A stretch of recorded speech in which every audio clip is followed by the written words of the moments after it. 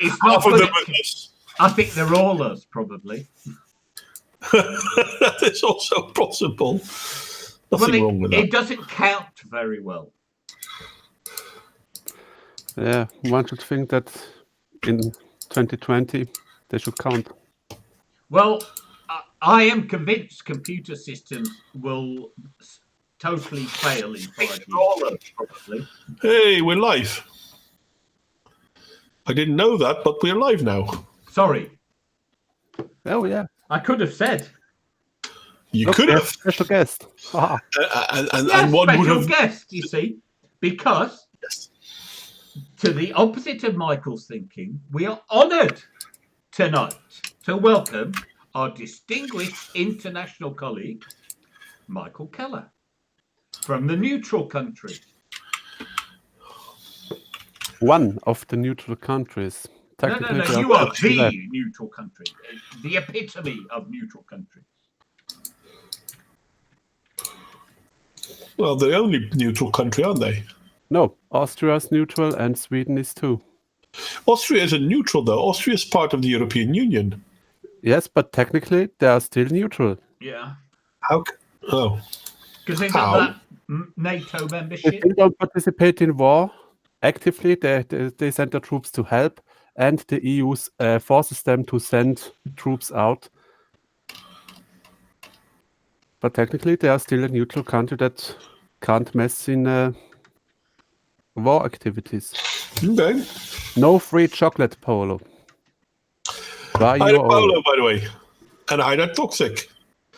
Switzerland is neutral, and apparently Austria is too. Though from Austria, that news to me, I have to admit. Well, it depends, because like during World War II, Ireland was neutral, Spain was neutral. Sweden. Sweden. Yeah, that was funny. Uruguay. Ask the guys from the Graf's Bay. Yeah, I mean, basically, but in Europe, the neutral country. Cliche. Oh, European countries. No, but it's like I'm a European, you're European, moderator European, so we're going to be European-centric. Yeah. As we should be. As we should be. Yes. No. No? Why not? Now what? Well, because one of the themes. So this stream is. So we did the 20. What year is it? 2020. New Year's Day stream last week. Okay. That was fun. And I thought, because we'd had fun, we ought to be miserable and predict how things are going to go amongst the perpetually salty. Wrong. Given that they are likely to get even saltier. Oh, they're going to go wrong. Yeah, they're going to get even saltier. And what are they going to do? Apart from throw tantrums, riot, destroy shit, kill people. That's, the usual reasonable reaction of your average leftist. What they're already doing, you mean? What they're already doing, exactly. So we've got what I've termed Trojan horse causes of environmentalism, for example, right? Mm-hmm. So I think we'll see an upsurge in those as they find yet another way to lie to us, basically. Yeah. Same old. Same old. And will we see 2021 without the USA burning? That is the big question. That is actually a really big question. I'm not even being sarcastic or anything like that. I mean... Well, yeah. There are several things that could blow up, like the Virginia thing. Terrence Popp mentioned something that they want to disarm all the people in Virginia. Yeah. Then there are the elections, and the DNC still not having the official candidates ready, if I'm not wrong. Oh, they've got months. Haven't They haven't. Yeah, well, they still have 9 months, I guess. I They mean, still can produce new still, candidates. yeah, and they still the majority seems to be thinking that they will be going for what's his face, Biden. No, they are not. But even he only has about a third of the support of the general Democratic voter. And not only that, the Jewish World Congress now is officially against Biden because Biden has criticized the what is it called in English? The villages they built in Gaza in the occupied territories. Oh, yeah. And so now they called Biden an anti-Semite, even though Biden is Jewish himself. So the Jewish World Congress can't go ballistic on him because no, otherwise no, the no. Jewish You World Congress missed the would be point. anti-Semitic. The people who step off the official line are no longer whatever, right? So that's why you get so many black white supremacists. Because they think for themselves. And oh no, the blacks in New York had nothing to do with Biden. That's another thing. Oh yeah, well, Biden isn't popular anywhere, it seems. Well, he still got a third of the support. Yeah, but who's got the other 2/3? I subscribe to this channel called We Got a Problem. Yeah, I got that one too. And he did a video about how Jess Phillips is standing for Labour leader. And all the Corbynistas are just tearing strips off of her. They really don't like her, right? Yeah, but she was the one who said she'd stab him in the back. No, Front. not in the back, in the front. No. But here's the thing, right? Okay. No, but here's the thing. That's the context. And so all these Corbynistas are going, Jeremy, don't stand down. Keep there. And so I've got a problem going, yes, please. I'll sign a petition to get Jeremy to stay on. Yeah. But that's the thing, though. I think Sargon said that very well. I mean, it would be great for the UK if Jeremy Corbyn stayed leading Labour. Yeah, exactly. It would ensure that Labour will be destroyed. Yeah, exactly. And they need to be. Very much so, yes. Though I'm willing to stipulate that nearly all left-wing parties need to be destroyed. I mean, it might not be nice to say, but we sincerely should get rid of, Well, either destroy them or give them the opportunity to distance themselves from current left ideas and ideologies and so on. Because back in the 1960s, I believe, the Social Party in Switzerland grew big, as the Greens are now at the moment. Mm-hmm. And when they have won enough seats to get a federal council seat, they were forced to distance themselves from communism because they were very close to them, used the communistic movements within Switzerland to get voted, but they had to distance themselves and to keep to that promise. Mm-hmm. That could be an alternative for today too. Just say, okay, listen, you can stay, but we are here at democracy. We are no communist thing. We don't want the communists. Distance yourself or get lost. But you see, giving them a fair chance, Yeah, but that's not going to happen because the people in charge are the communists. Yes, I know that, but then we can say we gave them a chance. They didn't use it. No, we've already given them a chance. Here's the thing, right? Okay. How many chances are we going to give them? In 2017, there was a general election. 80% of the MPs elected stood on a platform of honouring Brexit. And guess what they're not doing? And by the 2019 election, they had explicitly reversed that. And yet on every other issue, if it's in our manifesto, that's what we must stick to, but not on the one thing. So no, I'm sorry, you're lying pieces of shit who care about no one but yourself. So fuck off. Yeah. True that.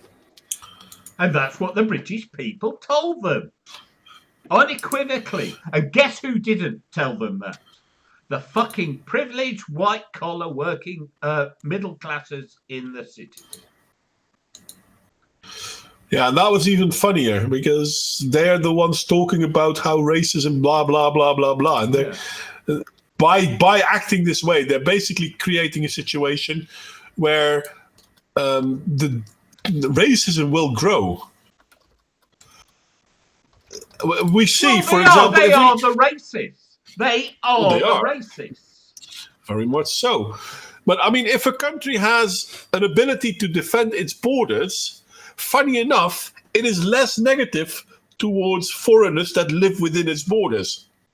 Because the foreigners that live within its borders are actually welcomed by the system that had welcomed them in.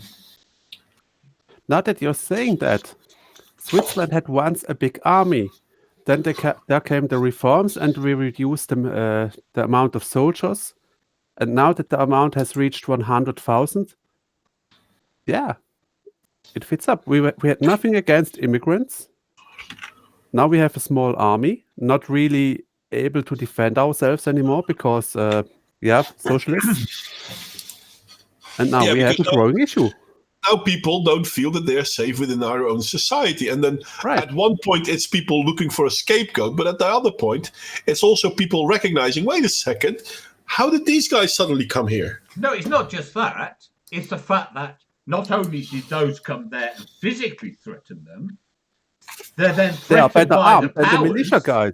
They're then threatened by the powers if they even try to defend themselves. Yep. And not only that, John, immigrants are better armed than guys from Switzerland doing their militia service. Yeah. Just think about that. Soldiers are worse armed than immigrants. Yeah. What the hell is wrong? Yeah. Isn't that private enterprise and the benefits of free market? Not really, no. Yeah, well, private enterprise, they're financed by George Soros. So yeah, I guess. No, Modwin, right. Do you want to know what the epitome of a free market is? Yes, go on then. Illegal trade like the drug trade. No regulation whatsoever. Yeah, but that doesn't mean it's a legal trade because then it's legal. I agree. Illegal trade, I said. No, because if it's illegal... illegal trades are the epitome of free market because they are literally not regulated. Yeah. They are literally a free market. So if you want to know how free markets will behave, look at illegal trades. No, because there's a. I understand what you're saying, but there's a misrepresentation in it. No, there's no misrepresentation. No. Because illegal trades often come with a lot of violence. Once it's legal to trade these things, the violence isn't part of it. Yeah, because when it's legal, it's regulated and therefore not free anymore. It doesn't even have to be regulated. I mean, it can still be free, but violence doesn't become a part of it because violence still is illegal. You see, so for example, you are supposing there's no violence, no industrial espionage, no nothing like that, nothing illegal going on in legitimate business, and I bet there's a fuck ton. I'm not saying it's not happening, but what I'm saying is it's far less. Look at the Netherlands. You're only looking at one sort of criminality, which is violence, and there are many others that carry on at the top of corporations. Yes, like for example, bribing, political bribing, and political pressure. Just look what getting laws past that, baby. You know, skewing the market. All these things, right, are criminality. You just have a mental division on the impact. But if pollution kills as many people as guns, is it less bad? I don't think so. Theoretically speaking, pollution kills more than guns. Yeah, exactly. This is my point. That you can't make these arbitrary divisions. If you want to look at the behaviour of a truly free market, it is a market that has no government regulation, and that is criminal activity. By definition. No, not really. Let me try to clarify it, John, because repeating yes it is doesn't make it so. And for example, no, it doesn't. I agree. I think you have a language disconnect there, Modwin. Sorry? I think you have a language disconnect. Probably. But if we look, for example, in the Netherlands, there was this law against selling of drugs, soft drugs. Officially, the law is still in effect, by the way. People like to think it's legal in the Netherlands. No, it's not. It's just one of those laws that doesn't see enforcing. But by the time they started with those laws, once they started relaxing on those laws, what happened was that the criminality that used to come with the selling of soft drugs stopped. Mm-hmm. So between illegality and violence, there is a third line, so to speak. Yeah. So once something gets taken out of the illegality thing, it can and most likely will reduce violence that comes with it. Now, that doesn't mean that there won't still be violence, but the violence that then comes with it will be easier to tackle because it's only going to be tackled as violence and not as illegal trade. Yeah, but you're the one associating violence with their behaviour. I said, if you want to know how free markets behave, look at criminal activity. I didn't mention violence. You brought that up, and I would say much wider. Okay. And that was my point about the criminal activity of legitimate businesses. Just because they're using a different kind of criminality doesn't mean they're less criminal. No, but once they start using a different criminality, the tackling of that criminality also becomes different. I didn't say it didn't. I just said, if you want to see how a free market behaves, look at criminal activity. That's all I said. Nothing about violence, nothing about it not having unique characteristics. Merely that is your best view of a truly free market. That's what I said. Mm-hmm.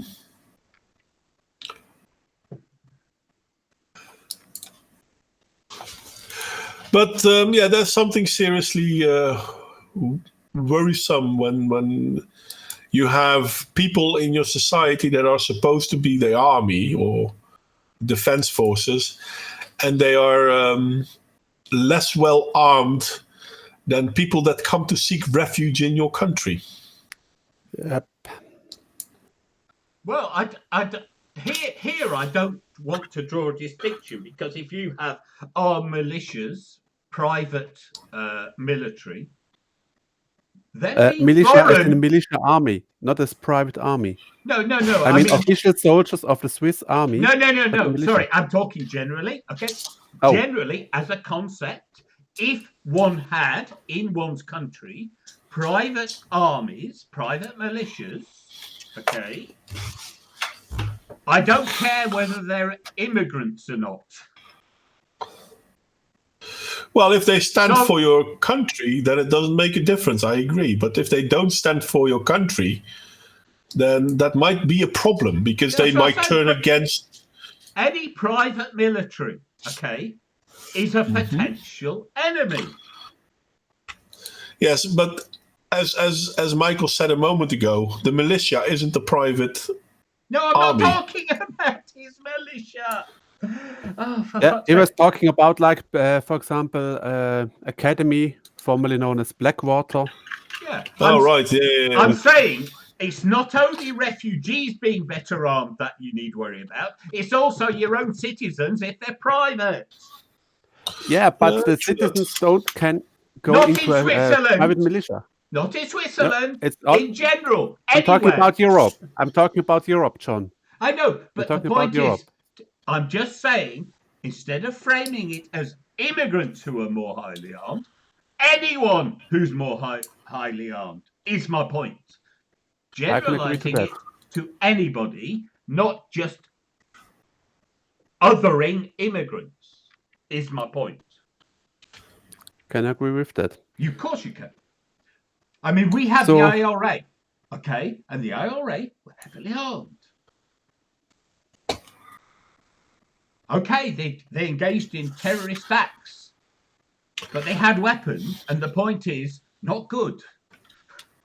Yeah, the problem is not that they have the weapons. The problem is they had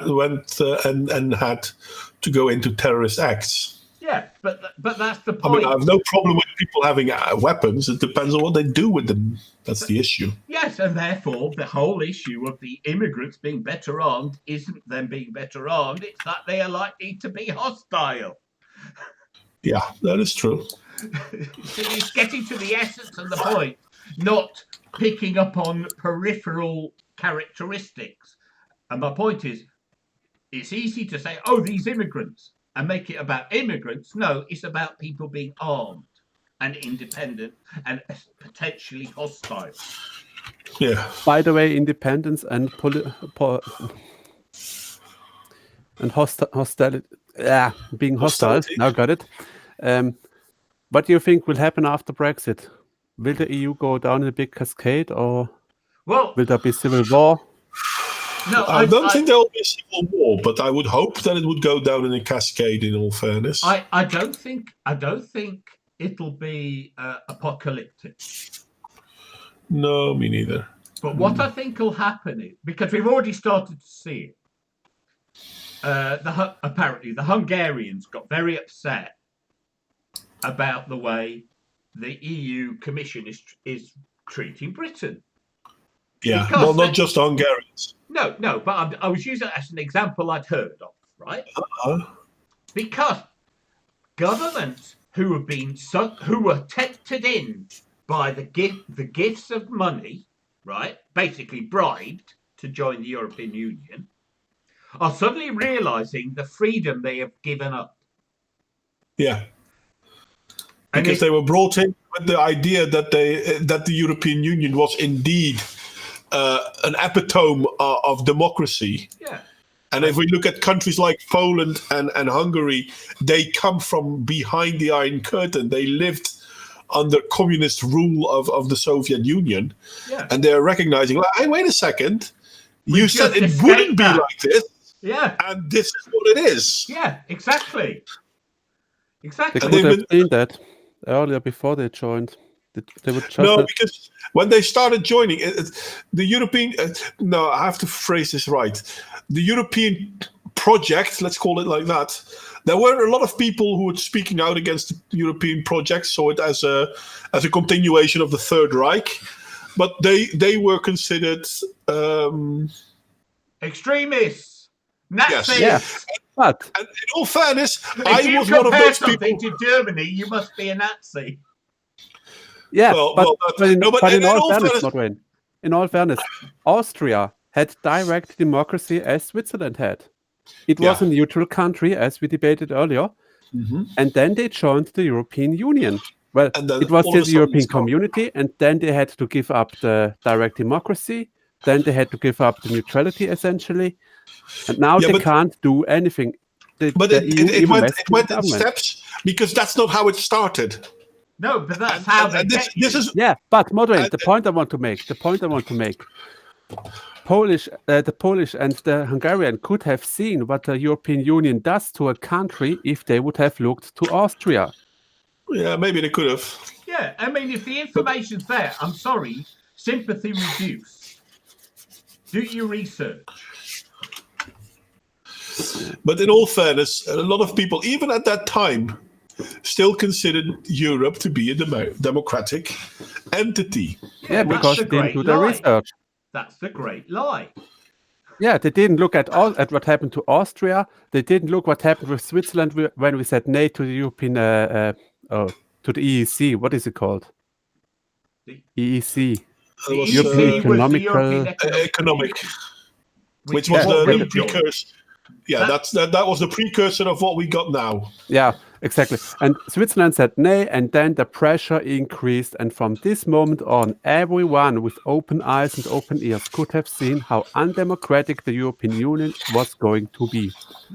Well, but this is also the time. I mean, I can still remember at the beginning, and I probably have said so in the past a few times. The idea of a European Union is a good one. What it turned into is a bad thing. Because Well, it was frankly, it was obvious where it will go to, because Germany and France were the main architects of the European Union. And when two centralistic countries who are governed by one major capital are going to build up something that's that's not really true. At the beginning, they weren't that big a deal of the. It started with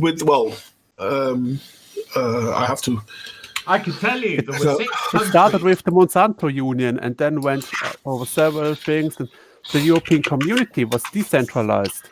Yeah, that one had chances, but the EEC and the EU, they were very much centralized, and that's obvious. It can't work. Yeah. If you impose something from top down, people will never accept it because it will never work out. It will always bring you problems. Well, but that's not how it started. That's the point I'm trying to make. Well, no, it started out as a trade confederation. Yes. And the whole idea, and Germany and France weren't that big in that. I mean, in all fairness, they were part. They were not even really a part of it. It was the southern European countries and the Benelux, the Netherlands, Belgium, smaller countries. Luxembourg, yeah. That's where it all started. It started as a good idea. But, as usual, the road to hell is paved and all that. But that's been Britain's big objection. We joined what we thought was a free trade community. Yeah. That was actually on the road to becoming a superstate. And we didn't. Yeah. And you can't do it. Okay, the history of the 19th century was a split of empire into sovereign nation states.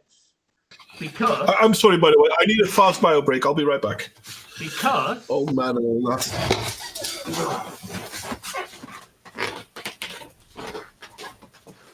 Well, using his bio break, Paulo just mentioned the EU was conceived so that France and Germany would never go to war again. That's wrong. The EU was founded in 1996. The concept was brought up in 1992 with the EEC or whatever. No, the EEC and then they moved the European Community. 70s. We joined then I was wrong. We joined in 73. But then I was wrong for EEC. Yeah, I get confused with the several forms there. But the European Community was before the European Union. EEC, Economic Community, to EC, European Community, to EU, European Union. So I think I think it was probably Lisbon. Was it Lisbon or Rome in the 80s that changed from EEC to EC? Yeah. Okay. Yeah, got it. And well, and from all these democratic things that could have worked out, they went to more and more centralistic things that, frankly, didn't work. And sorry to say, if anybody would have done the homeworks, they would have watched what happened in Switzerland. Why? Because we had the same issue. We have a French-spoken part, we have Italian-spoken part, we have the Rheto-Romain, we have Swiss Germans, and everyone, we have a federation now because that's the only way this works. You can't combine French, Italian, and German people in one republic. It just doesn't work out. The mentality is completely different. And you have to let them govern. That's what I'm saying. We had the whole 19th century move in the opposite direction for the very reasons this is now failing, that you have to go to small, coherent, culturally cohesive groups who want to live together. Even Czechoslovakia, right? Even Czechoslovakia, which was created after World War I, and the split of the Austro-Hungarian Empire, it then existed for most of its time under communism. The minute it gets its freedom, the Slovaks tell the Czechs to fuck off. Yeah. It was about the fastest split after the fall of the Iron Curtain of any of them. Was the but that's the same. Because you either govern with force, or you govern with force to force people to live under one system, even though if they don't want. Yeah. And if you remove the force, it breaks all apart. Yeah. But by the way, Martin, get some oil for that door, please. Get the what? Get some oil for that door, please. Yeah. It's not oil that's needed. I don't know what it is. I've got graphite and all in there, but Anyway, if we look, for example, if we look at the Czechoslovakian break, out of all of the breaks we've seen, that was one of the cleanest, to be honest.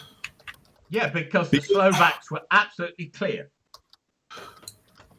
Yeah, but I mean, the Czechs didn't seem to be too much against it, to be honest. There was no... Yeah, but to be fair, Modway, to be fair, the Sudetenland being annexed by Nazi Germany was a significant cause of World War II. Straight out of World War II, they were subject to the Soviet control. So they're going to understand. Yeah. They're going to say, we know what it's like. Fair enough. Off you go. We can be neighbours. Yeah, which was a good thing. Yeah, but that's what I'm saying. But the point is, that happened almost immediately after the fall of the Iron Curtain. As soon as it could happen, it did happen. It was really... Yeah, it was really fast. And it was really clean. Yeah, but that wasn't my point. My point was merely... You have Czechoslovakia, no reason to split, except there are two countries, they've been artificially put together, and the minute they had a chance, they split. Mm-hmm. And that's the point we're talking about. We're talking about any attempt at homogenization, at creating a big union, is the opposite of the natural forces at work. The reason the US works, to the extent it does, is states' rights. Each state governs itself. Yeah. The problem with the EU is it's the exact opposite. Yeah, but that's because the EU is basically Russia. Soviet. Yeah, but it's the exact opposite. Instead of having independent states and a small federal function, you've got a federal function with negligible independent states. Yeah.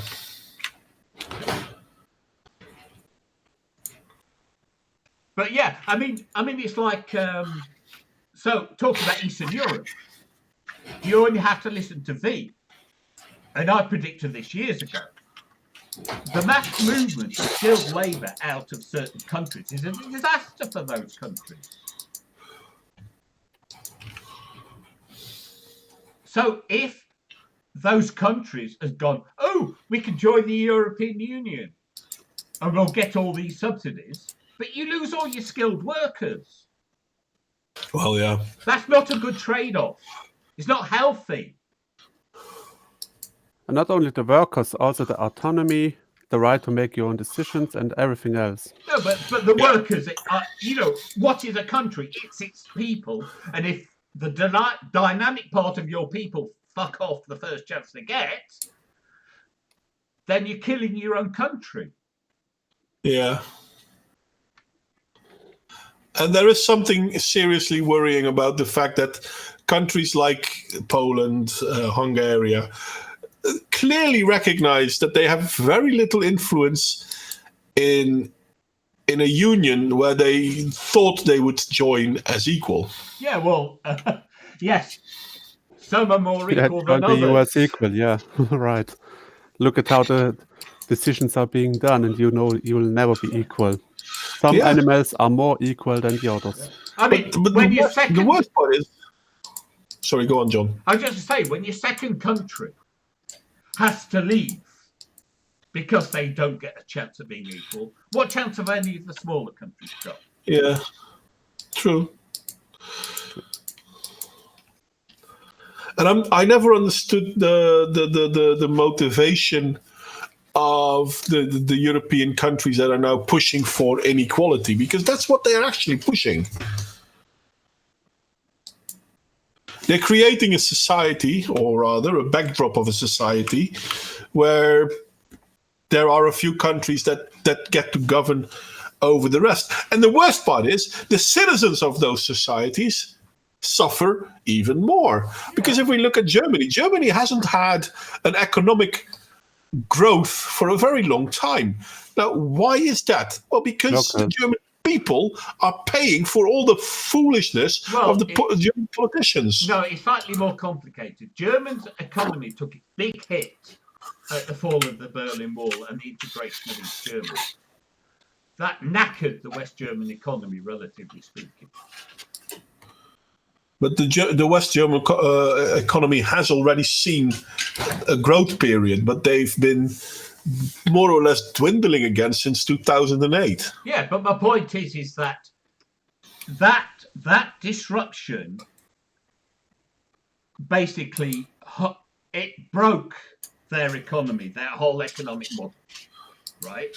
So they've always been limping since. Even if they got a bit better, they were still limping. Then you start importing all these bloody welfare dependents, because let's be honest, that's what they're importing. I'm not talking about immigrants, I'm talking about welfare dependents. Yeah, but don't forget why Germany had a growing economy compared to other Euro members. Because in the year 2000, Germany was almost bankrupt. They didn't match the Maastricht criteria for the Euro. So they started to, how to phrase it, creatively adjusting the books. Yeah, but that was after East Germany. But then they implemented the Hartz IV model with the low incomes and so on. They made discount salaries, so their economy could have sold cars and everything else to the other Euro countries because they're free trade and so on. And with that, they flooded the other Euro countries, which didn't have any growth in the economy anymore because, let's face it, French cars couldn't be sold anymore because Volkswagen and so on was flooding France. And then eventually, these countries collapsed, like Greece, Portugal, and so on. And then it fell back to Germany because they couldn't sell anything anymore. Their salaries were down almost at the existential minimum already. And now they don't have growth because they can't sell anything. And since the Volkswagen scandal in the United States, they can't even export internationally anymore. And today I just read that China is threatening Germany with restrictions for their car industry if they don't let Huawei to participate in the 5G thing for the new cell phone generation. So they are going down fast. Yeah, because if you build a system on a faulty model, it will fail. And all the models are faulty. This is a problem. So what happens is, like we had in Britain, right? So John Maynard Keynes was a British economist who wrote during the Second World War. And he created the kind of economic policies we followed until Thatcher. Keynesian economics, which is government investment, government spending to keep the economy going, right? Okay, that was a Keynesian model. Then Thatcher came along and they were using the Milton Friedman free market model and saying, no, you know what government subsidies? And, you know, you've got to let companies fail. The problem being is that corrects the problems of the Keynesian model, but introduces its own problems. Because if you let companies fail, you create the kind of cycle Michael was just talking about. Because if companies fail, then no one's earning any money, so they can't spend anything, so other companies fail, and so on. You enter a downward spiral. And the point is... And so the problem is, you have to find some mechanism to neither overly print money from the government, but also not just leave it as a free-for-all, which isn't genuinely a free market anyway, right? Because if you're dealing with China, they're not going to play fair. There's no free market if other countries are involved because they have no obligation to be free to your market. They can flood you with cheap goods to kill your industry and then sell stuff at a higher price. That's an age-old tactic. And so you get all these people, and they look at what's wrong with the current system, and they say, oh, well, if you get rid of the bad bits, it'll be great. But the problem is by getting rid of the bad bits and then overcompensating, you create new bad bits. So you just end up with a pendulum. Yeah. Instead of saying, okay, that doesn't work and that doesn't work, perhaps we need to work out something new.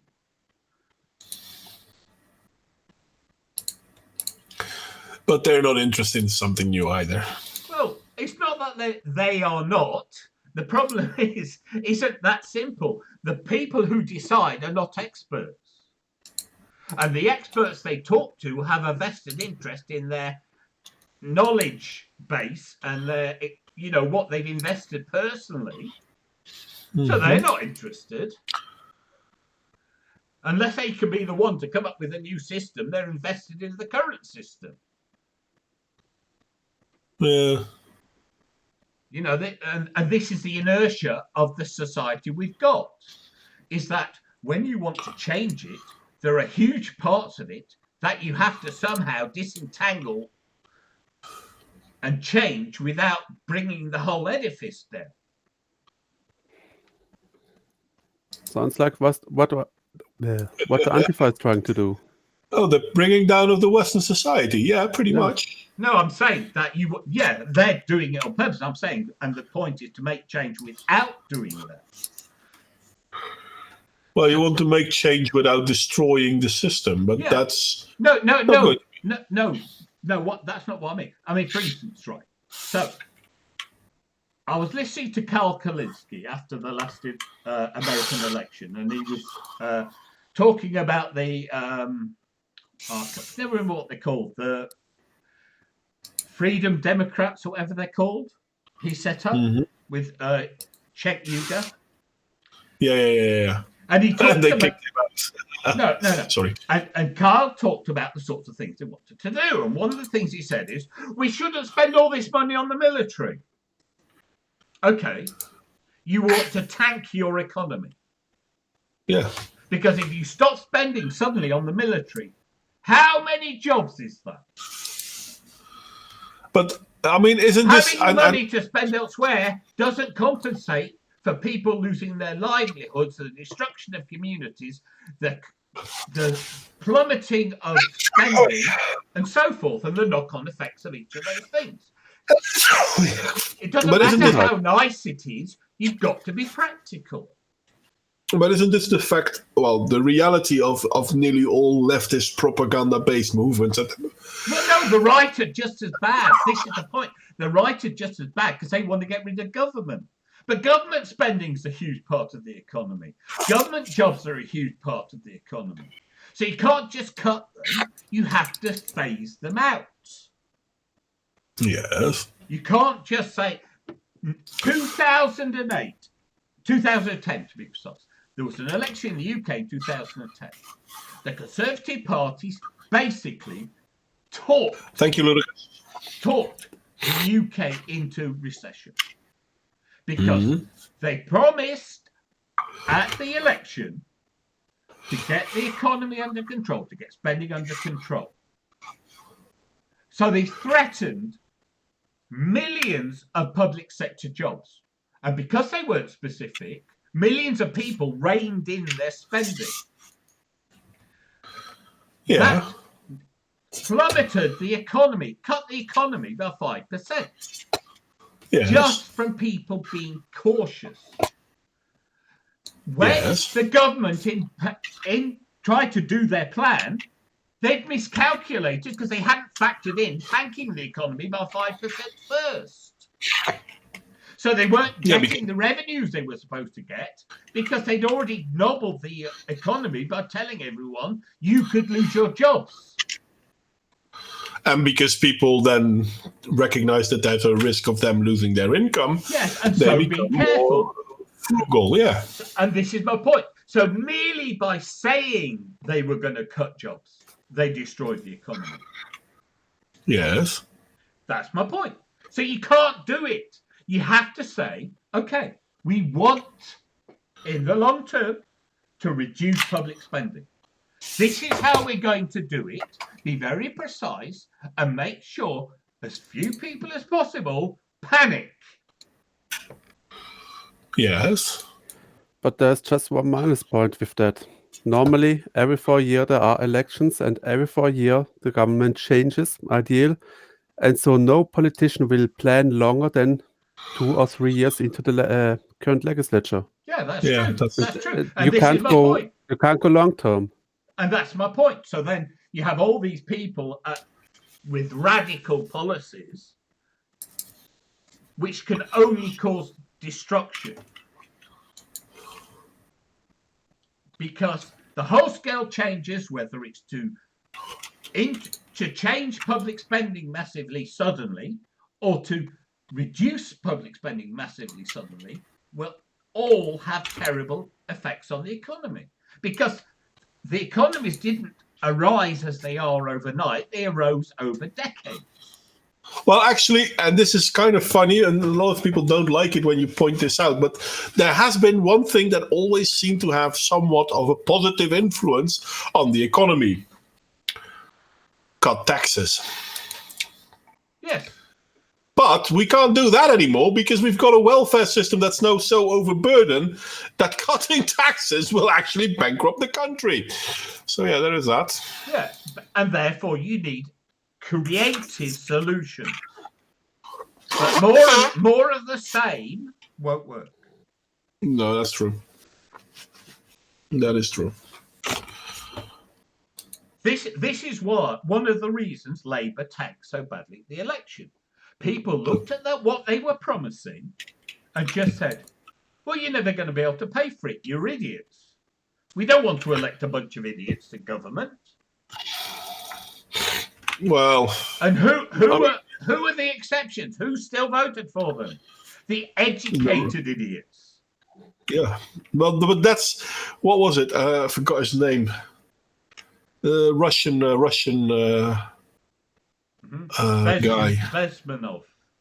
Bezmenov. Yeah, the educated idiots. Yeah. Black.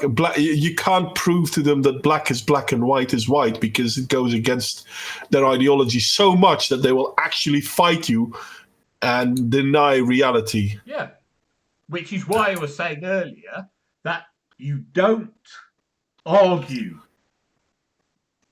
with these racists that they're racist. You just tell them, no, you're a racist.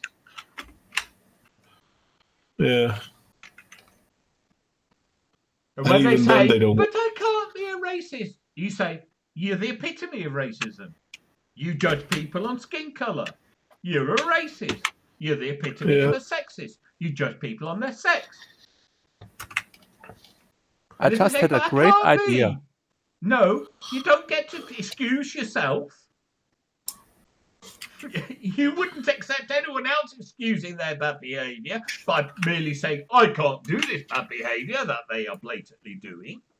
Yeah, no, it's not me. You're recognizing what I'm doing wrong. Yeah, I have an idea for an experiment. Back in the 80s, there were these animal experiments where apes had to push certain keys to get food and so on.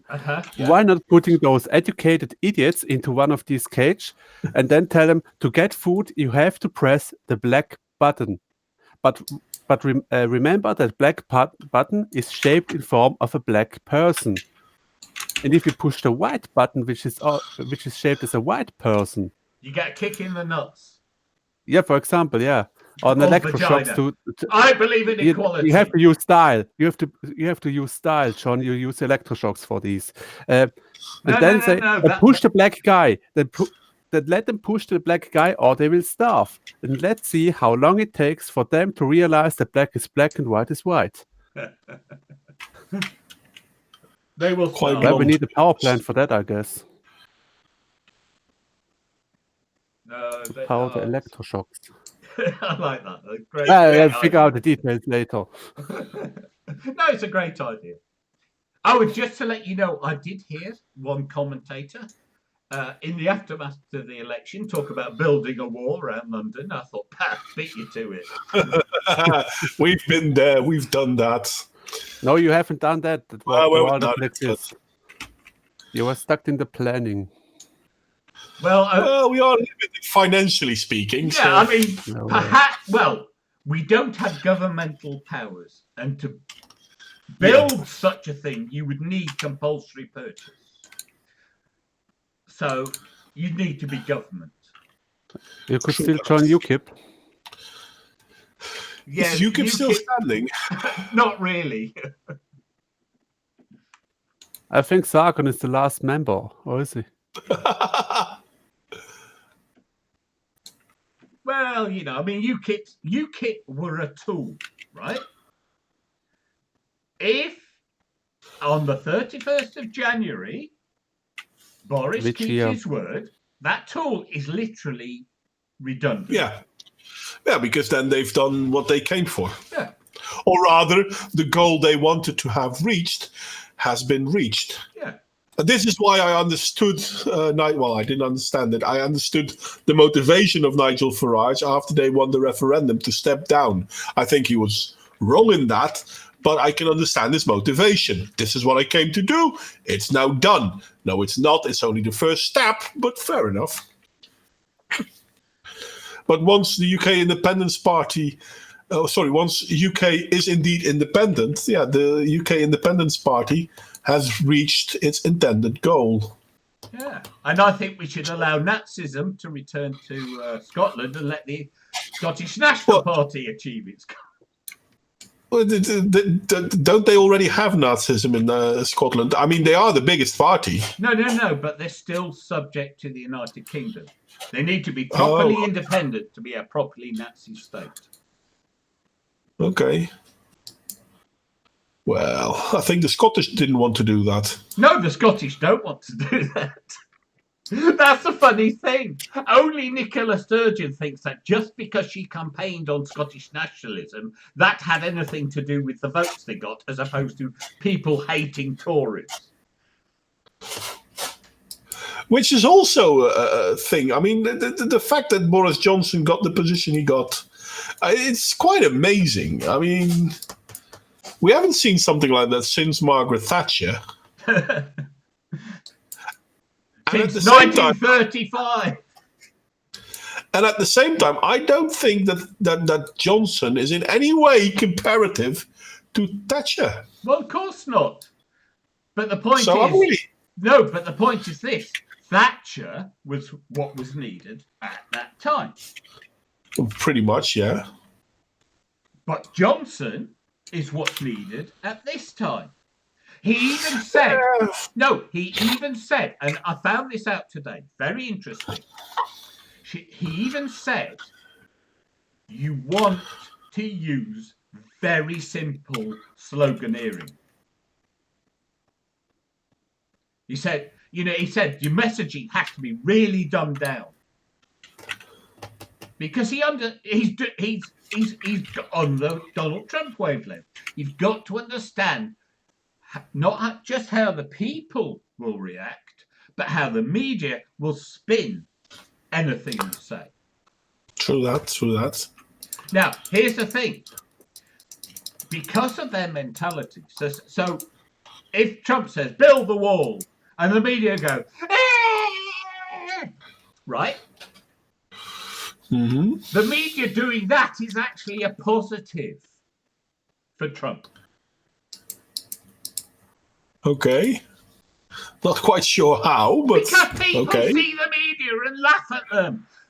The confidence in the media is so low. Yeah, that is true. No, these are the things you have to understand. That there is, yes, there are the noisy, prevalent, overeducated idiots who are going, it's in the media, it must be true. But the silent majority, and I mean massive majority, know what's going on, don't like it, and want it, and will, at an opportunity, react accordingly. Yeah, so, this is going to bite them in the ass. Yeah, and that's and that is exactly Trump's tactic. He wants them to freak out at everything he says, because people will look at what he actually says, and look at the reaction to what he says, and work out that the deranged one isn't Trump, it's the press. Yeah, that is. It's kind of like what 4chan, 8chan thingies about. It's okay to be, and Islam is right about women. Yeah. People freak out, but at the same time, yeah, but listen to what's being said. Yeah, it's the freaking out. That's the point. That's what you're trying to actually generate. Yeah. By freaking out, they're proving that these guys actually have a point to make. Yeah, yeah. It's not what they say is right or wrong. The fact that you're freaking out is the reason. Well, it's that the it's fact right. that they're freaking out to something utterly innocuous. Yeah. I mean, Sorry, go on. No, I mean, it's like take the Islam is right about women. Yeah. That doesn't even tell you anything, does it? No, it doesn't say anything. Yeah, it doesn't tell you what that means. In what way is Islam right about women? What does Islam think about women?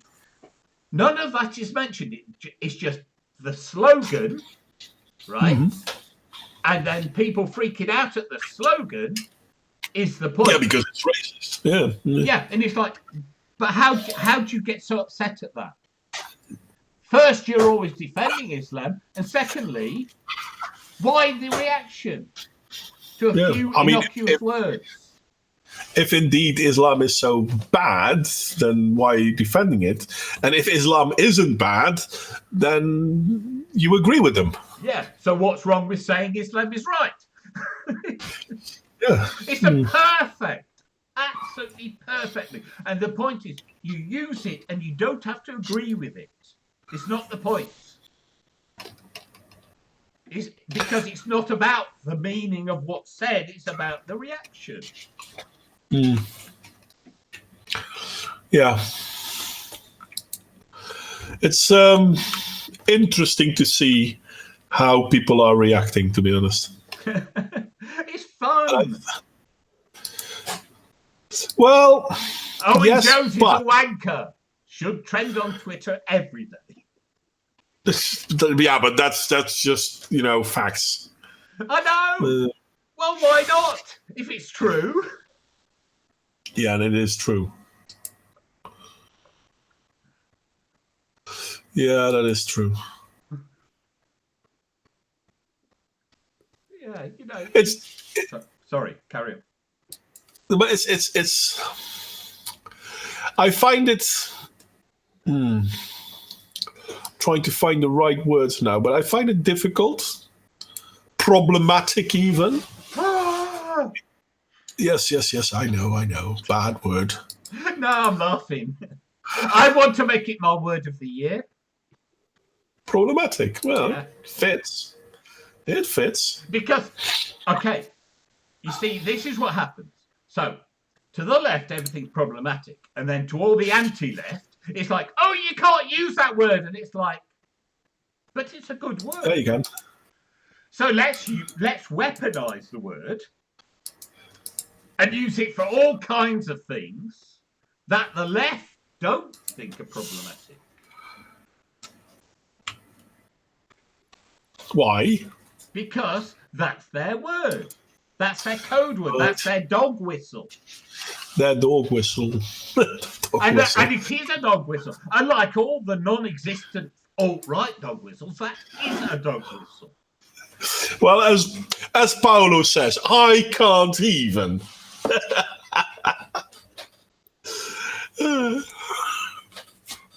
But if you want to destroy the power of a word, you overuse it. True that. That is literally the way to destroy a word. You just overuse it, misapply it, and then be shameless about it. Because people are still in the habit, and I'm guilty, of going, problematic. Oh, I'm sorry for using that word. No! Be brazen with it. Yeah, no. Embrace But that's it. our word. Well, yeah. I want to be as problematic as I can be. Well, you're achieving that. No, but yeah, I understand what you mean. But it's an interesting conundrum. And who was it that said it to me? Someone's not too long ago told me that if you want to, whenever people start calling you racist, Sorry, I love that, Michael. You genius. problematic is a sign of patriarchy. Oh, there you go. Well, you should go to 4chan, mate. Who tells you that I'm not there? Well, I do, but True. But it would I fit have, right I have in. many ideas, but they need to be worked out to work properly. Yeah. It's a good one, though. Oh, it is. I love that. You'll have my vote. I don't think it's vote based, but if so, you'll have my vote. I'm gonna copy that because I'm gonna correct some images with that. It's too good. Send them to me, John. Sorry. Send them to me, John. I want to see them. Well, I'll post them on Discord probably because I have nowhere else. Okay, I will keep my eyes open. But because we were talking about something and now I lost the thread of it. It was about problematic. Yeah, no, I wanted to say something else, but it'll come back to me when it does. Probably. No, but it's kind of funny. Oh yeah, that's what I wanted to say. I can't remember who said it to me, but if people start calling you racist and whatnot because you're right wing, then basically instead of arguing with them, ask them why they are okay with pedophilia.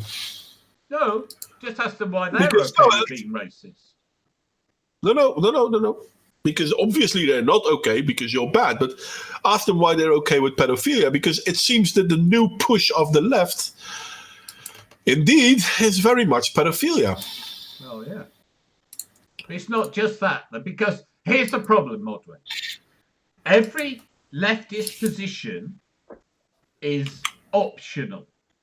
By which I mean, if you criticize anything that others can clearly see worthy of criticism, they will disavow it. But I don't believe that.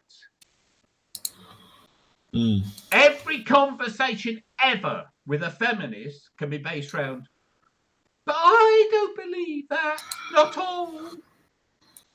And it's like, Yeah. you know, I have this long-running discussion with a feminist, and you know, nice person, whatever, right? I'm not knocking her, but it was this is the ideology of feminism. Oh no, it's not. And I'm saying, yes, it is. They've literally written books and stuff about it, right? Yeah. You know, things like patriarchy theory, right? Yeah. And she's saying, oh no, that's not feminism. I'm saying, yes, it is. But the fact is, any single feminist will disavow anything you bring up to object to in feminism. Yeah, because they have to, because they can't stand behind it, because if they... But it means they're like jelly. As you Yeah, try they and can't- get they a grip, it squidges out. You can never Yeah, get they hold can't- of it. And They thus, can't be anything but. and thus, your tactic will not work. Mm-hmm. Because they will just go, oh, not me, and absolve themselves of all responsibility, as they always do. Yeah. So, if they accuse you of being racist, I just throw it back at them, because they are the actual racists. They actually want to discriminate. They actually treat people differently according to race, which is the definition of racism. True. Though they will then pretend that they have a reason why they do what they do, because... I don't care. Nazis had a reason for hating Jews. It wasn't a good one, but it was a reason. Fair enough.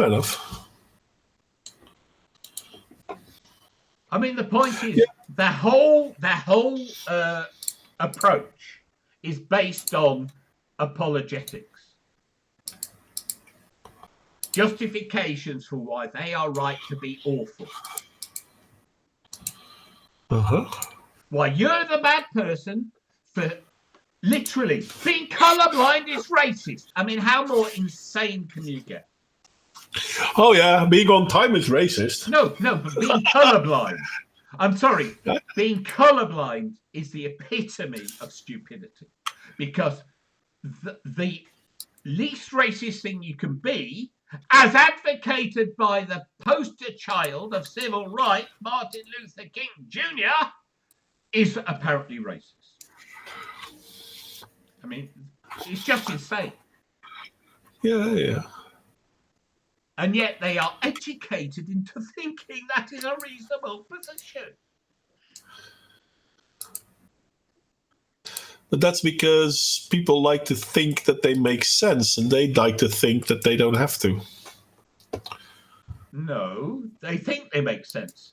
They just have been educated into a idiotic, fallacious point of view. I'm sorry, I didn't hear what you said, Michael. I was thinking society. I was trying to help John to find the right word.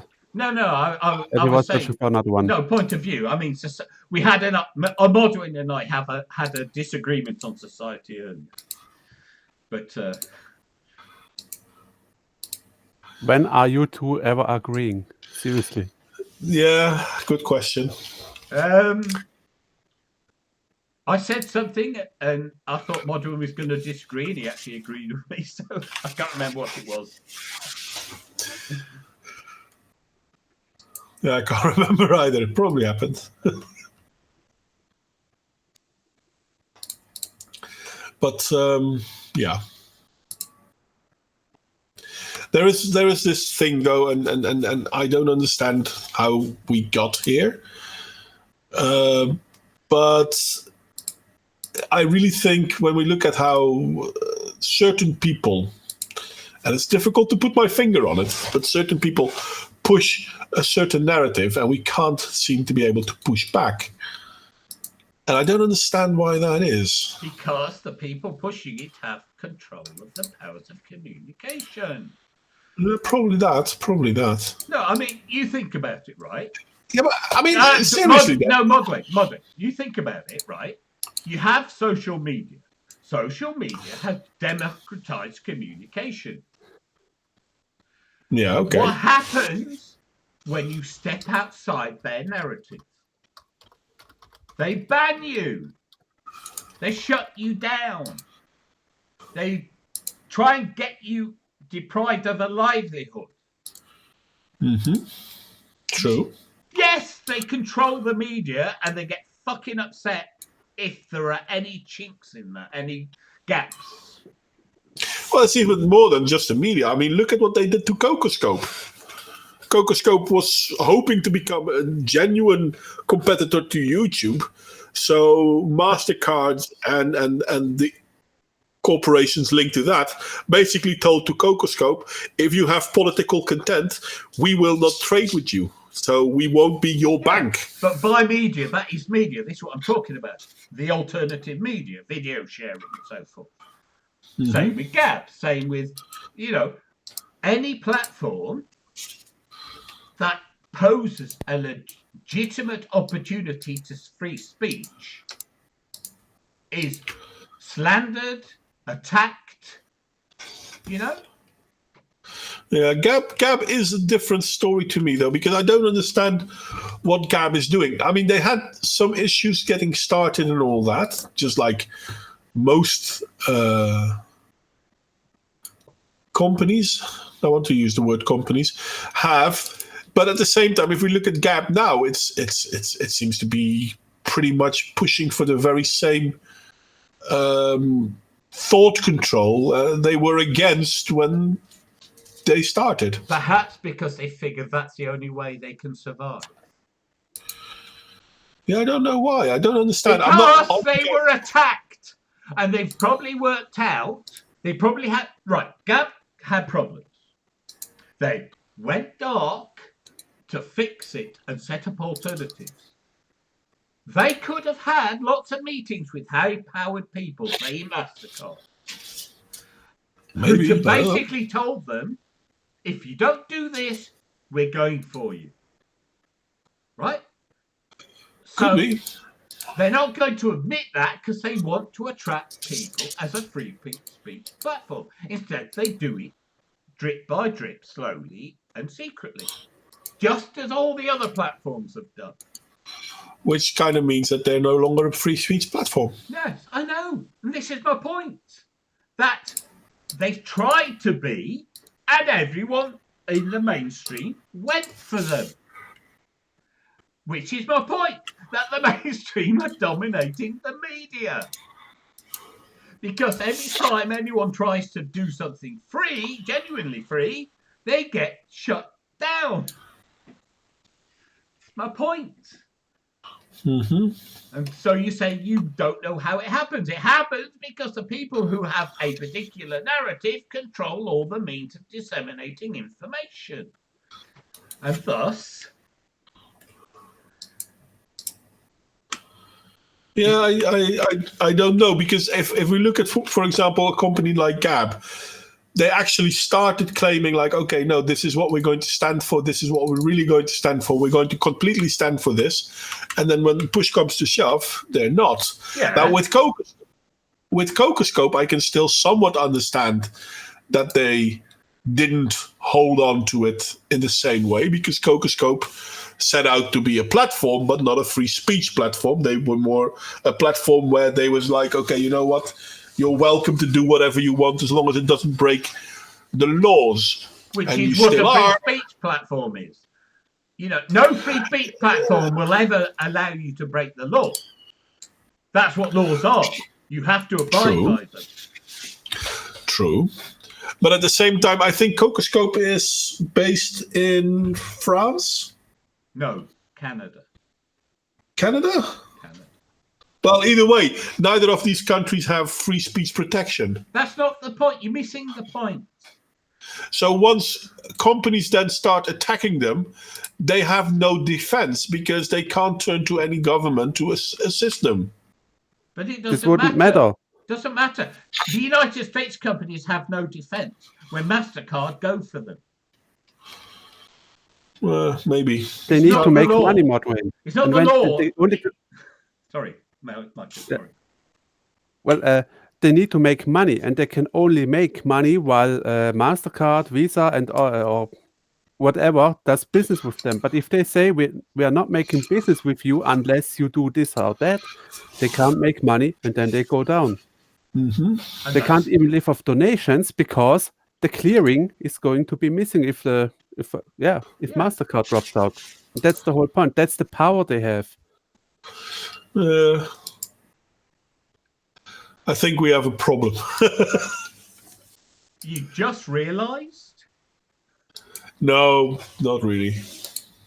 But yeah, and so this explains why you hear a particular narrative much more loudly than another, because you're allowed the alternative narrative to a point, because they can't suppress it all, it's a matter of diminishing returns. So what do? They go after, they take an outlier who's also big, like Alex Jones, and they make an example of him. And no one stood up against it then, so they know that they can do it more now. Well, Exactly. not It's the same enough. with mine. Not enough stood up against them. Not enough protested. Because they had already successfully vilified him and made him an outsider. The fact that he was right on a lot of stuff is irrelevant. So the frogs turned gay. Well, the frogs were turning gay. Actually, They just that were is, doing it for the reason he said. yeah, it does happen, but the story behind it, his story behind it, wasn't really 100% correct. But at the same time, the biological makeup of frogs is indeed changing a bit. It has to do with the pollution of estrogen in the water. And he was right about other things. Wasn't he right about Epstein? And I think so, but he was wrong about Sandy Hooks. But then again, he did apologize for that. yeah. But the point is, if you come out with lots and lots of ideas, wow, some of them might not be correct. Who'd have guessed?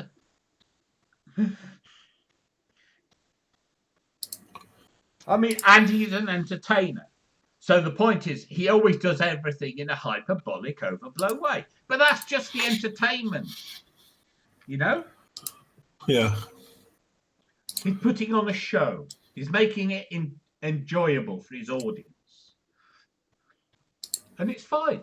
But they made an example of him. Why did they make an example of him? Because it's to say, They could. if you get too big, if you are too close to the truth, and we don't approve, we'll come for you. We will They need to do ostracize something. you. Once you're ostracized, we will remove you. Yeah, they have to harm you. And the point is, apparently his audience is just as big. But that doesn't matter. What matters is it's not visible. Well, it's not visible on YouTube. Yeah, that's what I mean. It's not visible. Yeah, because in the they are mainstream. silenced. And that's the point. Because it's not for the sake of the few people who go to him, it's for the sake of everybody else. Mm-hmm. Yeah.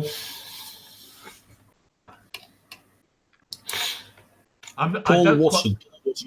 I think he means Paul Joseph Watson.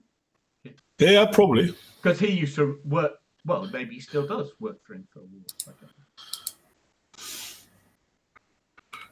know. I think he does, yeah. But he's still on YouTube. Yeah. So, but not as InfoWars, as something else. Yeah. And they still attack him too, so. Well, he does have quite imaginative takes on things at times. Well. Colourful, should I say. Colourful. Colourful. But the thing is, and I mean, this is true for people like him, but there are others like him. He does make some points very well. Yeah, and he makes some really shit points. Well, yeah, he makes mistakes. Yeah, no, his views sometimes are just wrong. So, you know, it's like the problem with people who speak as if they're always authoritative is it's fine while they're right and terrible when they're wrong. Mm-hmm. It's much harder to be the correct level of equivocal on everything. Because we know nothing with certainty. Okay? We know nothing with certainty. So all you can ever be is equivocal. Uh-huh.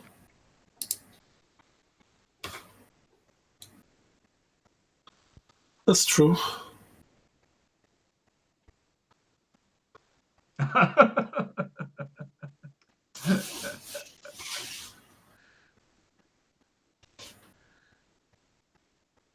Okay, I'll take your word for it, Paolo. I've never watched Alex Jones, so.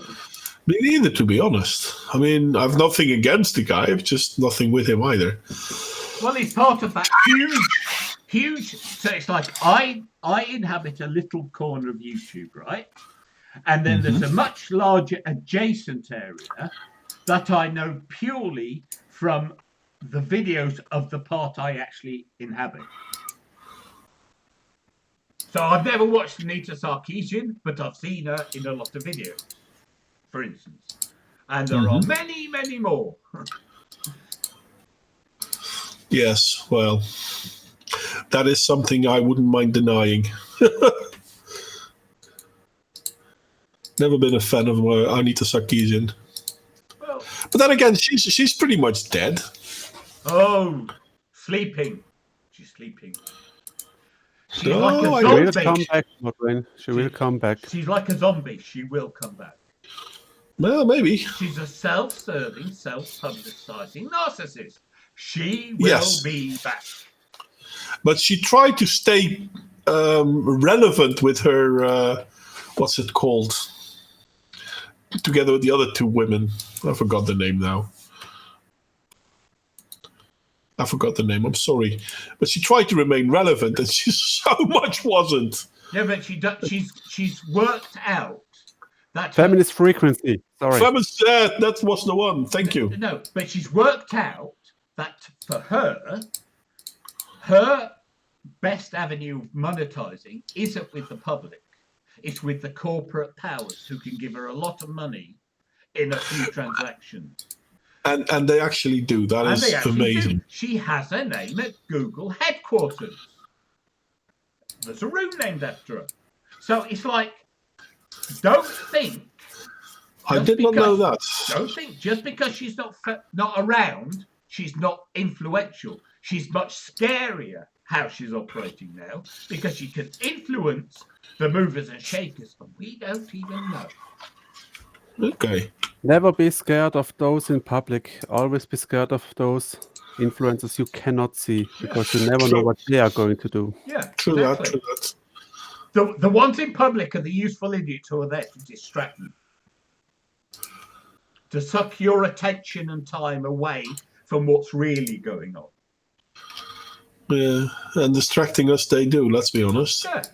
And it sometimes drives me mad how much people go after a thing. And I'm thinking, why are you all reacting to this?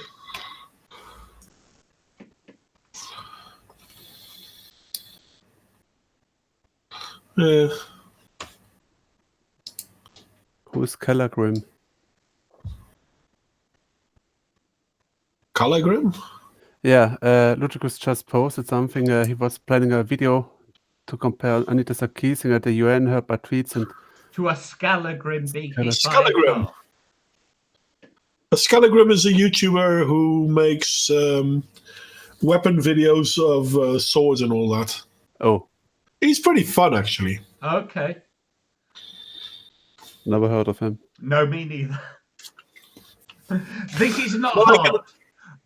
The gaps in my knowledge are immensely bigger than what I know.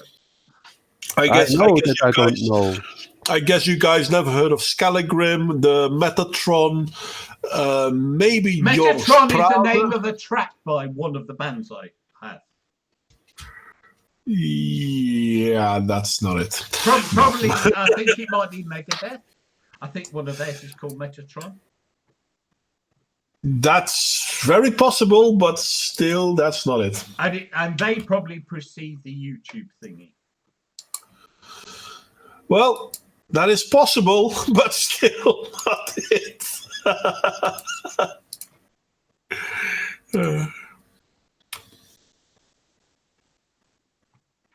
Well, yeah, Michael, you might enjoy the HEMA stuff from Scalagrim. That is true.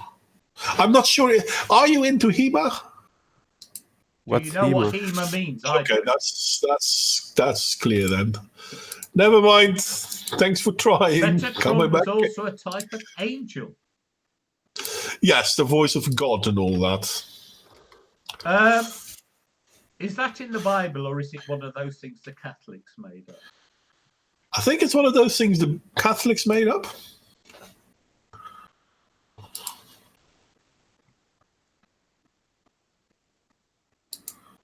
Pretty sure it was one of those things the Catholics made up. Yeah. It Can't can be remember hard it from to the tell. It can be hard to tell. Okay, HEMA, Historic. a company in Switzerland. It's a Dutch company, actually. Oh, historical European martial arts. Oh, Yes, that's what now HEMA I get it. means. Sword. Yeah. Never forget English, my fourth foreign language. It might take me some time longer. But HEMA is called HEMA in every country in Europe, as far as I know. Yeah, well, that's what happens. It's like UEFA is French. Yeah. Just saying. But it's UEFA everywhere, but UEFA is in French. Okay. I mean, even True. though you could say Union of European Football Associations, that's not what it stands for. True that. But yeah, no, Scalagrim is interesting. But I assume you should know Jörg Sprave then, Michael. I should know what? Sorry? Slingshot Channel.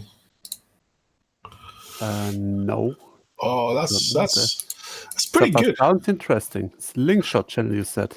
Yeah, it is pretty good. He makes fun content, though lately not a lot about slingshots, but more about bows. He makes how do you call it? Magazines for bows. Quivers. Quivers? No, Quiver. not quivers. Magazines For bows. for bows. Yeah, I know, but it works, and it's bloody brilliant. Oh, you mean magazines for arrows? No. Yeah, well, you put arrows in them, yes. Yeah, But so, you so attach you them- use it with a bow, but it's a magazine of arrows, like you have a No, magazine of no. It's attached to the bow, Yeah. so you put arrows in it, and once you've shot the arrows, Whoa! you put Whoa! I've got an error. I'm pausing you because I've got an error. I don't know why I've got an error, but I have.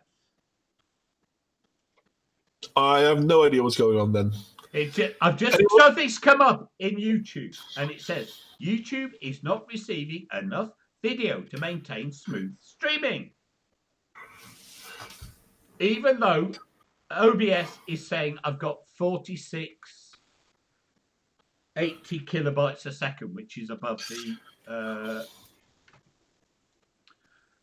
the minimum recommended. Well, in that case, people of the chat, and I think the people of the chat are Ludicrous and Paolo at the moment. Can you still hear us? The stream is still Hey, running. hi there, Anxious Aussie. Oh, Hey, Well, Andrew. hello, Ed. The chat is moving along, but I can't hear it, obviously. By the way, Anxious, I hope you're not being smoked out too much.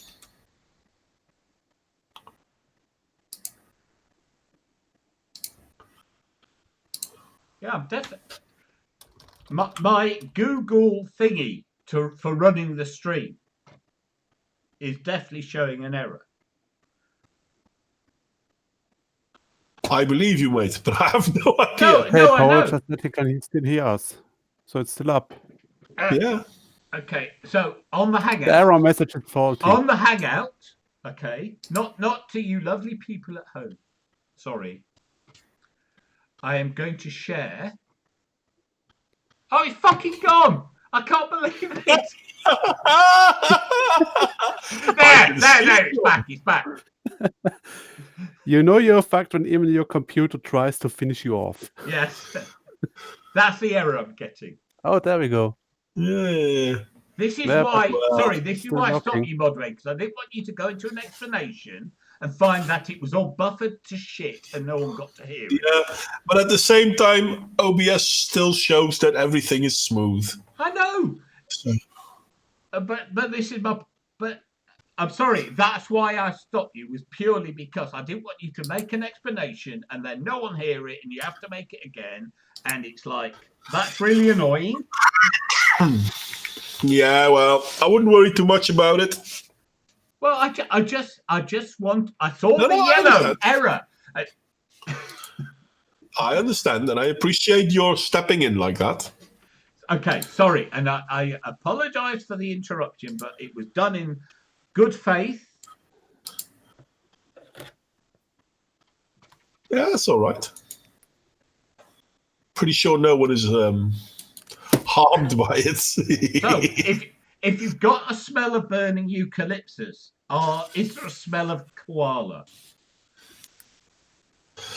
Aw, Well, they're they live in nice. eucalyptus trees. That's what they eat. I know, but that was mean. It's not mean. It's a scientific question. If the eucalyptus are burning, is there a smell of burnt koala? And then I was going to ask, is it a barbecue smell or an unpleasant smell? But it's not mean, you wanted to say, right? No, it's not mean. They're just Well, it's a animals. question of definition. I mean, Michael Keller's accepted because he's vegan.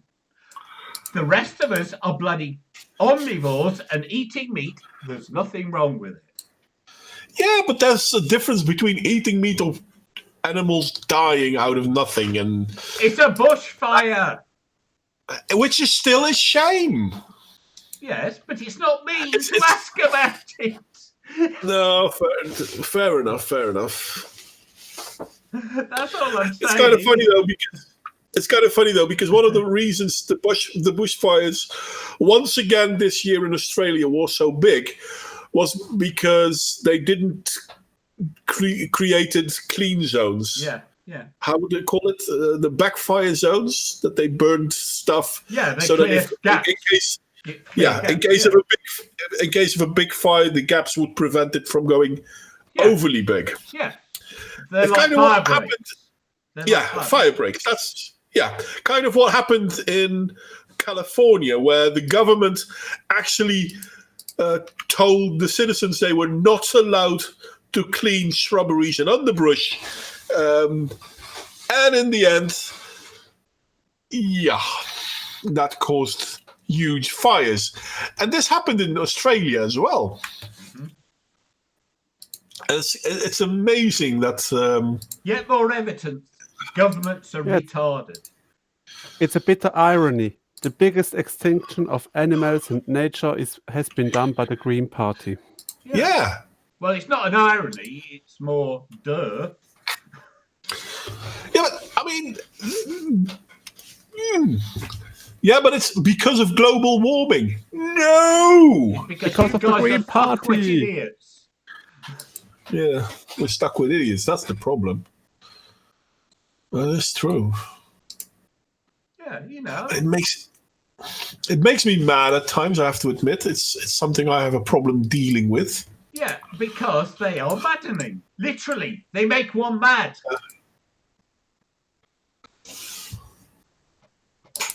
That is true.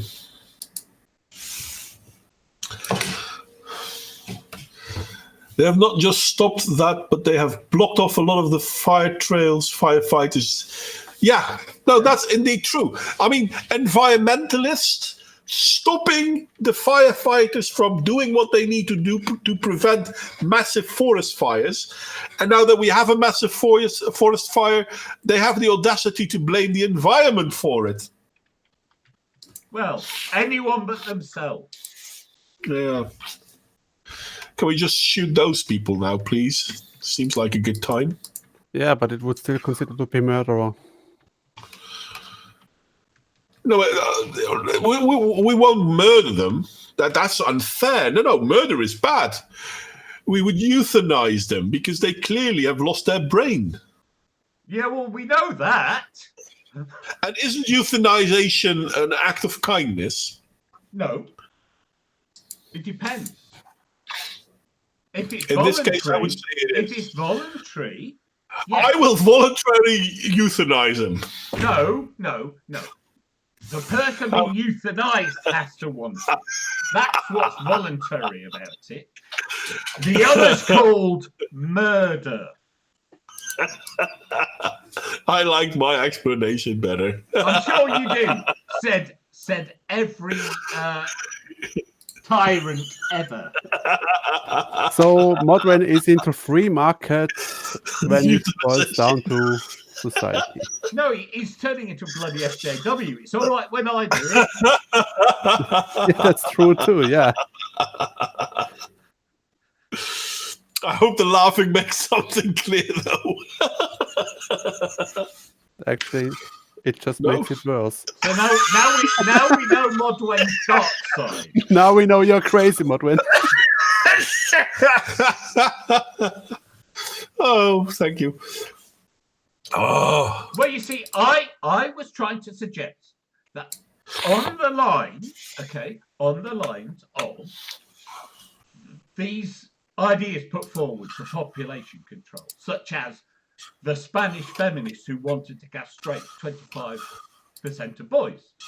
And Yeah. I thought, well, that's a problem because boys are not the population control mechanism, girls are. yeah. So it's the girls you need to sterilise. And I know where to start. In Spain. Amongst the woke. Yeah. Amongst these intellectuals. Yeah, good If- point. If it's even necessary, because half of them don't seem to be willing or able to breed anyway. Well, that's because most people don't want to breed with them. No, but they live alone with cats, and therefore are not reproducing. But on the off chance, because you do see the articles of a feminist mentally abusing their children in print. And it's like, those poor children.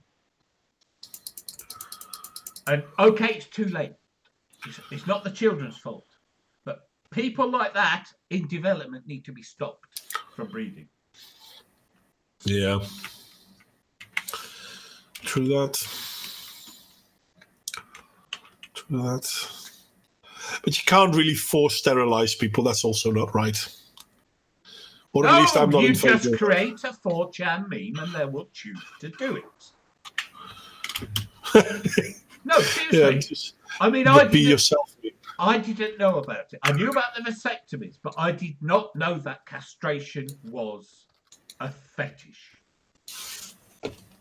I mean, No, yeah, I didn't know that either. Let's be honest. it doesn't seem to fit fetish, because fetish sounds like something you want to keep doing, and castration is kind of a one-off. A one-off, yeah, I agree. But then again, lots of idiots in the world.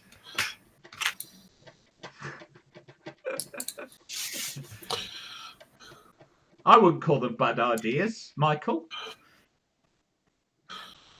Just wait. I can improve. Good. You are our special guest, after all. Not just any guest, special guest. Yes, I'm a special guest with special needs. Oh, we're all special Yes. needs here, mate. That's why we're here, by definition. But Well- we don't think that saying special is a bad thing. I think John is shouting because he enjoys it. Well spotted, Anxious. No, I'm talking loudly because I'm in the habit of it, because A, I've got these stupid noise cancelling headphones on, and secondly, everyone moans they can't hear me. There's something special about people who make a list and then they start with A and then secondly and then B. Right, John? Well, after all, the Spanish Inquisition. Just remember the sketch. Well, Modwen, never forget rule number 1, subsection A, sentence 2, -1.4. Everybody makes his own rules. Yeah. It gets worse every second. I told you I can improve. Hey, it's a Saturday stream. It's supposed to get worse. Well, it's not supposed to be serious. That's true. That's what I said. True. I mean, I started off with trying to predict the lunacy of the left, because I think, okay, as a serious point, that we're going to see a real acceleration in these Trojan horse issues. If we thought Extinction Rebellion were bad last year, that's going to be nothing. Yeah. Yeah, well, there's already been an episode with Extinction Rebellion. They already disposed some what are they called? E-scooters. You know, those things you stand on. Yeah, those electrical thingies in some water where original fish lived. And they One killed of them those all. things, one of those things shorted out. So the Extinction Rebellion, fighting for environment, killed all the fish in that lake because electrocuted them all. But that's the thing, though. I mean, these people keep claiming that they are for the environment, they're for animals, and blah, blah, blah. They are worse to them than the people they protest against. I can still remember that, what was it, in Spain, I think? There was a bunch of protesters going to an animal farm. I think it were rabbits or something like that, to free the rabbits. Oh no, it They- was about chickens. Then they killed them all. Yeah. Yeah, but here's the thing, No, right? no. Something like this has happened to a rabbit farm not too long ago as Yeah, well. I do remember the rabbit one. Yeah. And rabbits that have lived their life in captivity, no matter what you want to call it, can't survive in the wild. They'll die within a month if they not die instantly of strokes, because they can get heart attacks as well, And then these idiots, they don this armor of righteousness, and they're responsible for the death of innocent animals that would have had a decent life. I mean, I know someone who is a rabbit farmer. It's not called a farmer when it's animals. How is it called when it's animals? Ranger. No, It seems like a bad livestock. word. Livestock. Yeah. And she has like 40 or some rabbits that she keeps for meat. And these rabbits live in a rather big, close environment. Seriously big. I mean, they don't have it bad. They easily have, they have more than 1 square meter per rabbit. And 1 square meter per rabbit is the minimum set for a rabbit as a pet. And they're well above that. These animals have decent lives, but as soon as they turn 3, around when they turn 3, she kills them for meat. And people are like, it's unfair, and this and that, and blah, blah, blah. Rabbits in the wild do not get older than 3 years old. Or at least they're very unlikely to become older than 3 years old. And these rabbits are able to survive in the wild. But if you then release the rabbits that have never lived in the wild, Yep. they'll die within a month. I think pretty much true of any wild creature. No, dogs, cats, and... Yeah, but they're not wild creatures. They're domesticated creatures. That's the funny thing. No. But I mean, if people talk about how they dump cats and dogs and whatnot, right? Because that happens. Yeah. A cat or a dog that is being dumped has a very good chance of surviving. Yeah, that's what I said. But they're a domesticated species. I said any wild animal. Yes, but domesticated rabbits will not survive when let loose to the wild. No. Okay, this is not how logic works. I said any wild animal, and rabbits are still not generally a domesticated species. Yes, they are. They are, because rabbits are generally wild in this country.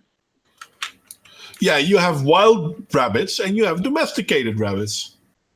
Now, releasing a domesticated rabbit into the wild, the rabbit will not survive.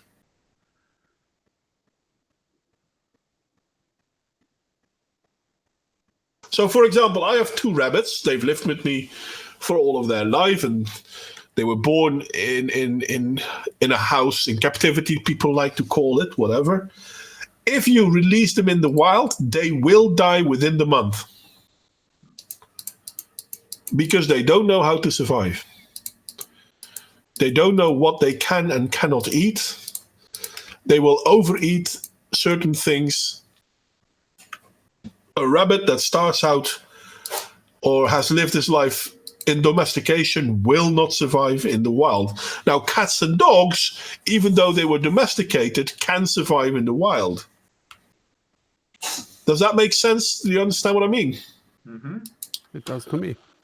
And rabbit, because it's all, in all fairness, rabbits are the most ditched animal out there. I mean, even people always talk about how it's unfair that people drop their only dogs. in a strange country like yours where people have rabbits as pets in the first place.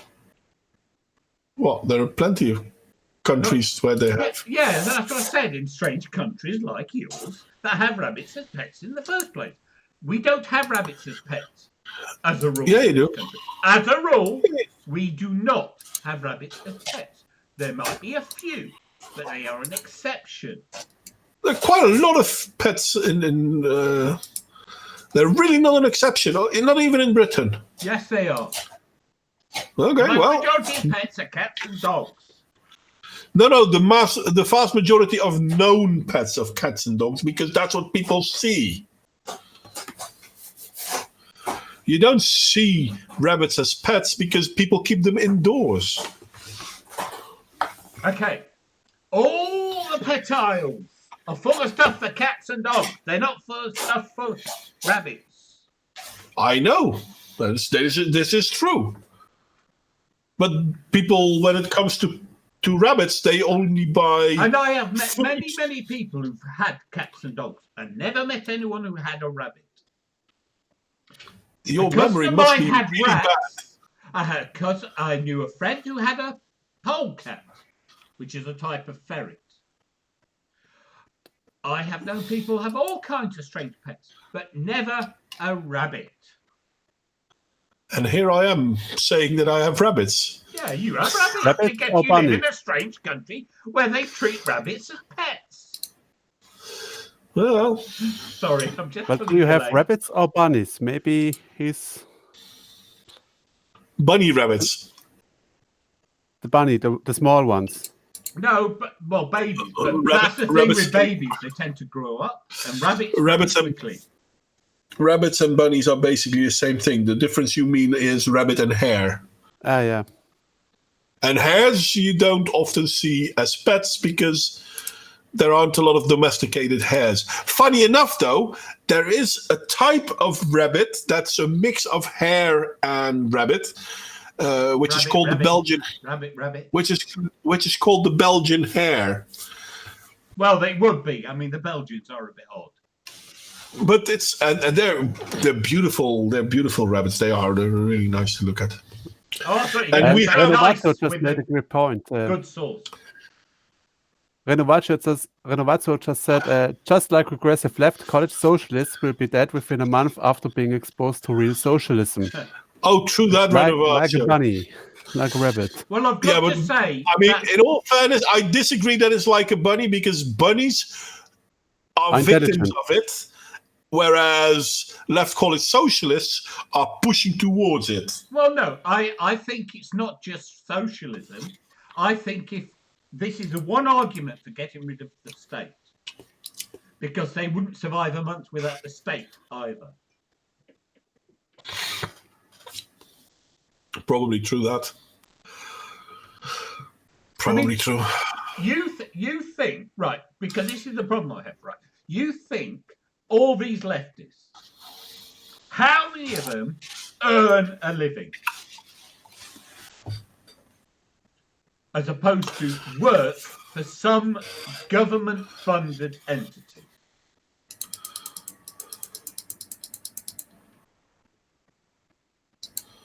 I wouldn't know. Not many, I'll be is honest. my point. Not many. It used to be the case that the left was derived from labour movements, which by definition meant working people. Yeah, That but they is haven't no been like that. longer the case.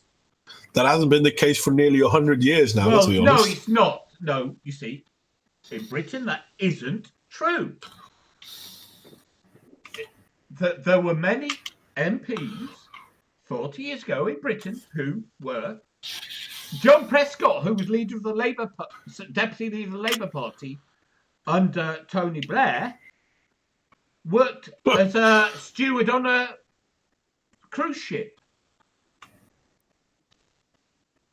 These are people who had jobs, ordinary jobs, not people who I'm went not for- quite sure, but I don't think cruise ship steward is an ordinary job. No, I mean, is. yes, it's a no, job, it but is. It's, not, ordinary- it's a working person's job. You're not part of an elite if you're a steward on a cruise ship. Trust me, John Prescott was never accused of being part of any elite. He did that wonderful thing. Someone threw an egg at him, and he hit them, Yeah, I remember that. which is what you're supposed to do. Yeah, I agree. Preferably with a... No, I'm not going to say that. No, but I mean, the point is that was what Labour once was. It was a Labour movement. Now, the Labour movement is white collar, educated shitheads. Yeah, anything but Labour. Anything And but labourers. a cruise ship still gets the money from customers, as opposed to government positions, civil service positions, academic positions, Fair enough. or professional politicians. And that's my point, is that if all these people taking all these ridiculous courses didn't have government-funded jobs to go into, they wouldn't survive. Which is an argument for cutting the state. Mm-hmm. That's all I'm saying. That it's not just socialism that would kill them, work would too. Work would kill them, yeah. But, I mean, there would be people out there, and I wouldn't completely disagree with them, who would say that my line of work wasn't really work either. Well, the point being is your kind of work is exactly the category I'm talking about. Even though I'm not saying it's useless, I'm just saying it exists because of government, essentially. That's not really true, though, because my line of work came from the church. Healthcare professionals, if we look back in the development of healthcare professionals in the Western world, it started with the church. Did it? Yeah, it did.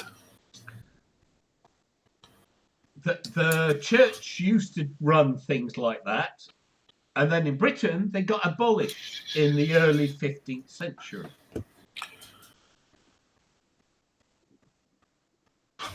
Well, before the church did it, there were old women in villages. No. I'm talking about after the church, because the church was abolished.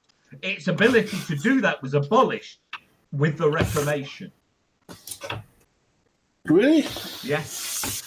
Because it was done through the abbeys, and the abbeys were disestablished and looted by the king.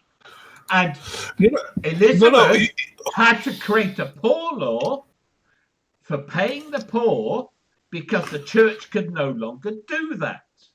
Okay, well, that's possible. No, I mean, the point is, you see, you make these generalizations about the Western world. I will tell you about England because I know about England. Then you're still proving me right, because didn't I just say that it started with the church? Yes. And then you're telling me it started with the church, but it's no longer the church. No, yeah, okay. No, that's not my point. That's not my point. My point is that was 400 or 500 years ago. It stopped doing it. Yeah, fair enough. So there was no continuity. Yes. That's my point. So yes, but the church once did that, but the modern medical profession is not conceptually linked to that.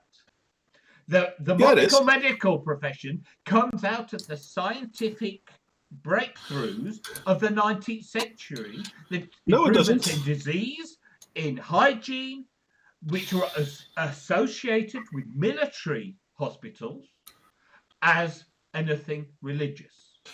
No, before that, there was already doctors and surgery. I didn't say the word doctors. That's not what I'm saying. I'm saying let me finish the sentence. Come on, mate. Just once. It would be so nice. The whole concept of doctors and surgery started within clergy. Mm-hmm. Now, that in England, they may have stopped it in the 15th century, and fair enough, that's possible, but it doesn't negate the fact that it started with the clergy. Oh, for goodness sake. We're talking about the 21st century. Is there a continuity? I'm saying no. And I'm saying, yes, there is, because a lot of things we know, especially when it comes to surgery, is things that we've expanded on, but things we know. How the far back? surgery before modern anaesthetics, where they would literally use an unhygienic knife, which is most likely to cause infection, just lop off a limb without any anaesthetic whatsoever. Well, they did do a lot of stuff without anesthetics. Yes, unfortunately, that was the hygiene. Case. With very little hygiene. No, without hygiene. Well, very little. There was some hygiene, but it was very little. My point being is that if we want to trace modern medicine, you have to trace it to the developments that made it modern medicine. And they are not based in the church. Well, I can guess that you and I then have a different understanding of the concept of where it was started from, where it came from. No, but if depends what you mean by start. Yes, there were hospitals. The beginning is usually what I mean by start. Yes, and I'm saying, but there is there is a discontinuity that was so significant that it was irrelevant that there was once that movement to an extent.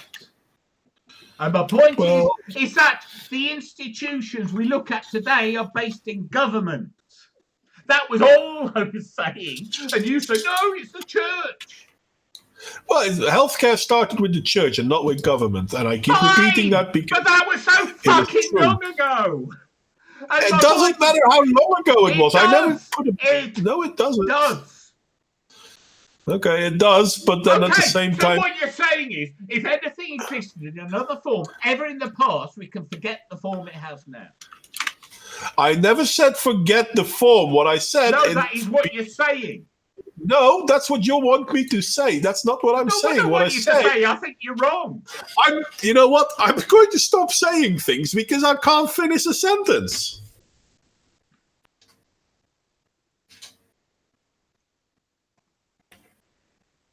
The point is not whether it's right or wrong or whether you think it's right or wrong. The fact of the matter was, and this is what I said, everything we have in healthcare now, in social medicine, etc., etc., etc., the whole concept came from religion, nothing else. Okay. And then you can say, well, but it hasn't been that for a long time. Yeah, that could be true. So what was the point I was trying to make? That it started somewhere. No, the point I was trying to make is that it's now paid for through government. At what point did I say that this is not the case?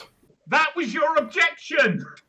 No, my objection is that you keep trying to say, well, yeah, but now it's the government, where I'm still saying, yes, okay, fair enough, but it started with the clergy. So what? That wasn't the point. I made a point. Yes, it was. I made a point. The point being is that these jobs are government. And you said, what about mine? And I said, healthcare is government. And you said, well, actually, it's from religion. So you were arguing with my assertion that the job is part of government. Let's just agree that for some people, the government is a religion. Then you are both right. So that's the point. What happened hundreds of years ago is irrelevant to the point I was making. And as I was the one who made the initial point, that is the context of the conversation. If you want to go into a history of medicine discussion, that is a different conversation and we can talk about it. Well, cool.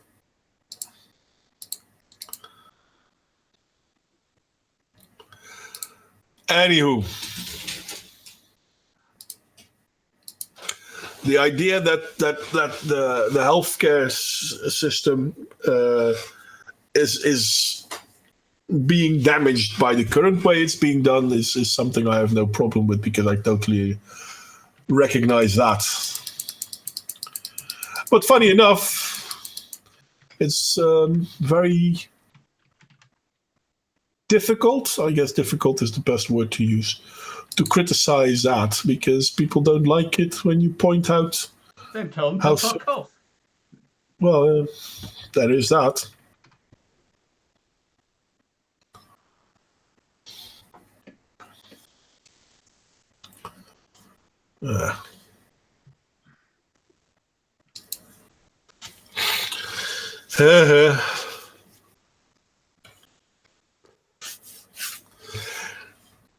Well, yeah. And on this bombshell, Yeah. Well, we've been at it for 2 hours. yeah, let's go to hospital now together. Oh, Enjoy no. some religious government treating.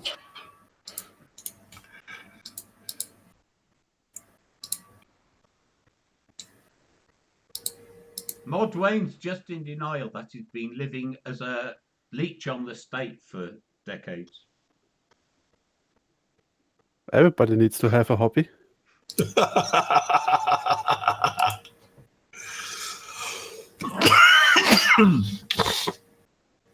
And I'm not really sure you could call it leeching on the state when people are working. Yes, that's leeching on the state. Taxation is theft, remember? Yeah, but it's not completely state-owned or state-paid. Healthcare in the Netherlands is semi-government, not government. Okay. So you only Which half leech off the state. That's good. Well, they were a little bit less than half, but yeah.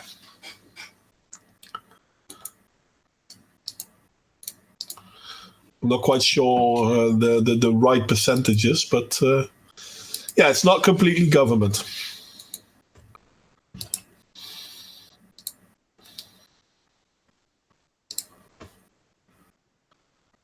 We've got an interesting system in the Netherlands. It's not very dissimilar than the British one, I guess. But No, it's very dissimilar. If you contribute, ours is free at the point of use. We only pay taxes. That's it. Yeah, no, we pay taxes, we pay insurance, and even then there is some payment that can be asked after that. No, you see, it's not at all the same. And the French is like that. You Or know, the Swiss one. no, the British one is an entirely government-funded system. Okay. Yeah, it's the NHS paid by taxes and nothing else, right? Yeah, I mean, we have private medicine. You can go to doctors and hospitals, etc., at your own expense, independent of the government system. But if you partake of the government system, no money changes hands. Okay. Are you sure you can partake, though? Because I remember a few stories where people couldn't. Yeah, I think they're called propaganda. Let's put it like this. Having spent an awful lot of time in the health system in the last few years, never once was our ability to use the system even challenged. One is assigned an NHS number equivalent to our social security number. And with that, you have access. Okay. And everything is just done on a provision compared to need basis.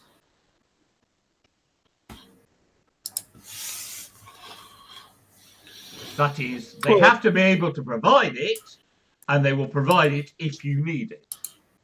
Okay. That's it. That's no money, ever. You pay for prescriptions, and that's a flat fee. And there are lots of people who are exempted from paying for their prescriptions. But you pay for prescriptions, and the dental system is external and is largely private.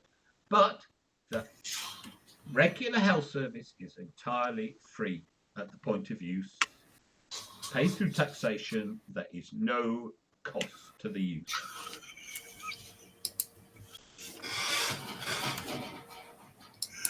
Well, there is that.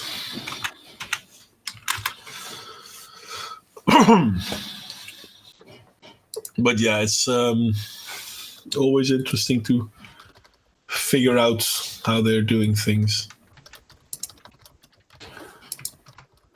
And there is something weird though. I mean, if we look at the Netherlands, the way that politics are influencing what is and isn't allowed to happen is pretty amazing.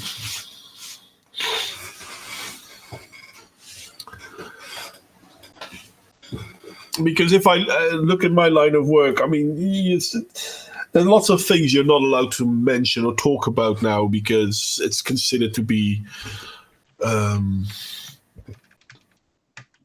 lack of a better word, not progressive. It's problematic if you're not progressive. There you have it. It's another one. Being progressive is problematic.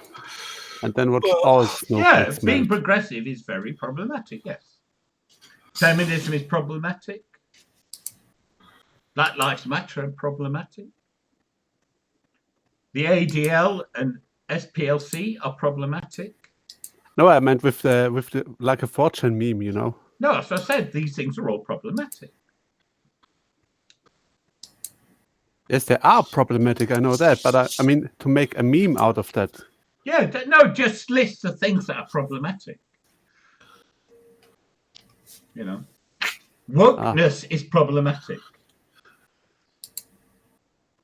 Affirmative action / positive discrimination is problematic. All the things that are a problem, but that they think are good, they are problematic.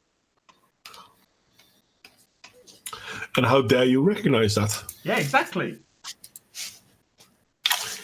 It's amazing, though. I mean, I never really understood the way they are completely open in the fact that they don't give a fuck about anyone but themselves. Oh, but they do. Yes. They are selfless, righteous creatures who only have the best interests of the people they trample on. I mean, support. By far the worst kind of racist out there. I mean, they will speak. They won't speak over people of color. No, they speak instead of people of color. And if people of color don't agree, then yeah, that's because they've got internal whiteness. Of course, because whiteness isn't about being white. It's apparently not. Thing. Though if you're white, you automatically have whiteness. But you don't have to be white to have whiteness. Yeah, apparently. It's, basically, whiteness is all the good stuff. And that's why we're bad for having it. Because they want it. Well, I can only hope we will win eventually, Anxious. Because the alternative is... how can I say this? Not appetizing, not something I look forward to. Appetizing may be the wrong word.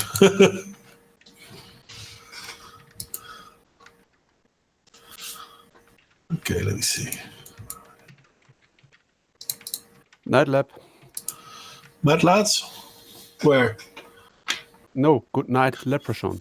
Oh, good night, Leprechaun. See you later, mate. Yeah, you think it was late? Well, we have been over 2 hours busy, so... Who's gotten late?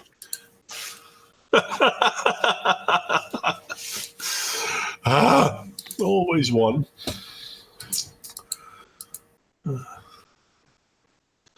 But yeah, we've been busy for a while. Maybe we should...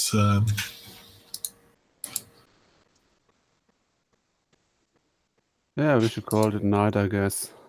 I guess so too. But John's in charge. So. Am I? Yes, you are, sir. Oh, I have the button, but that's about it. Which means you're in charge, mate. Yeah, well, you know. I didn't get out of bed till what time did I wake up? When did I message? How the hell should I know? 6:30. Modway does. I messaged him 6:30, something like that. Yeah, something like that. It's possible. I can't remember, but yeah, sure.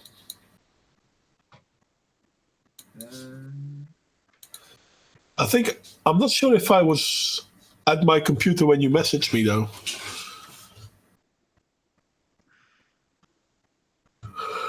Oi, oi, oi, oi, oi, oi, oi. I'm sorry. Oh. Let's have a look. I don't know. I'm confused. Oh, that's why. So What did you anyway, you like that?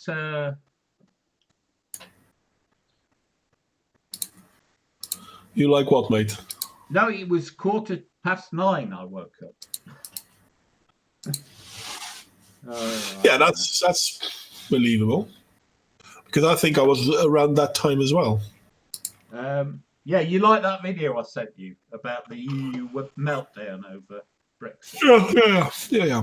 That was fun. It's a good video. Yeah. Oh. It makes it all worth it. Trust me, all worth it. Almost lunchtime. I had lunch today. It's quite some time ago, but yeah. So, okay. So we are just dragging this on.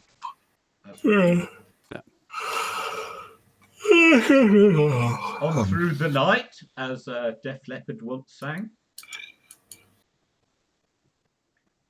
Yeah, I'm not sure we're going to drag it on that long, to be honest. I know, but we are at the moment on through the night. True. I don't mean all the way. I mean we're just going on. Unless you're in Australia, in which case, well, I don't know. Anxious Aussie, can you tell what time of day it is? I mean, the fires presumably make it like day during the night, and the smoke makes the day like the night. Isn't that a song as well? I have no idea. Probably. I think it was. I'm pretty sure you can find a song about just about anything. Yeah, that's probably true. If you have a broad enough repertoire.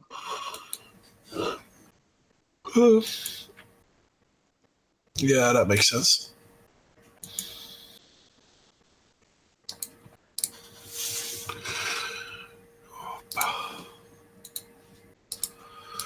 Oi, oi, oi, oi, oi.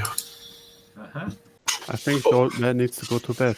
Yeah, I just came out of bed as well. I woke up at around 9 as well. But I have a really weird sleeping rhythm at the moment. Yeah, me too. Quite annoying. Sometimes. I do not believe in methamphetamines. Thank you very much. Well, I don't not believe in them in the sense I don't think they exist. I don't believe in taking methamphetamines or any non-legal drug. I stick to coffee and beer and whatever my doctor prescribes. Well, nothing wrong with that then. I thought she'd put, at least I don't have to work outside today. And I thought she'd put, atheists don't have to work outside today. I thought, why don't atheists have to work outside? Okay, I'm not so sure about this drug thing you just told us then, John. Sorry? Oh, nothing important. Oh, sorry. Oh. Do I believe in party all night? No, I don't actually. I am a miserable git who hates parties. I like to... Move it? No, at most. Imagine John as King Julian. At most 3 or 4 people. I like small. I'm sorry. Modway's having an asthma attack. Quick, get the inhaler. Well, I just have to imagine you as King Julian or his assistant now, John. Who? I like to move it. Who? Madagascar. It's a movie. Okay, I'll take your word for it. And you said, I like to. And I said, move it, because that's part of the movie. Yeah, well, it went right over my head because I've never heard it. Yeah.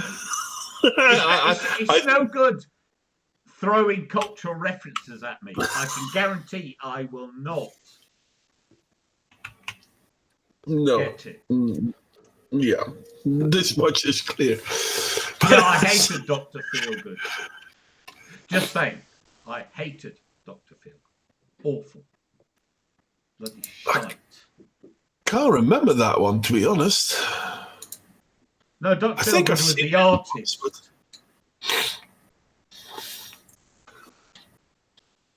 He's probably the original artist for I Like to Move It. Oh, right, yeah. Yeah, but the Madagascar version is still better. Better is a relative, subjective concept and has no meaning. No, in this case, it has a lot of meaning.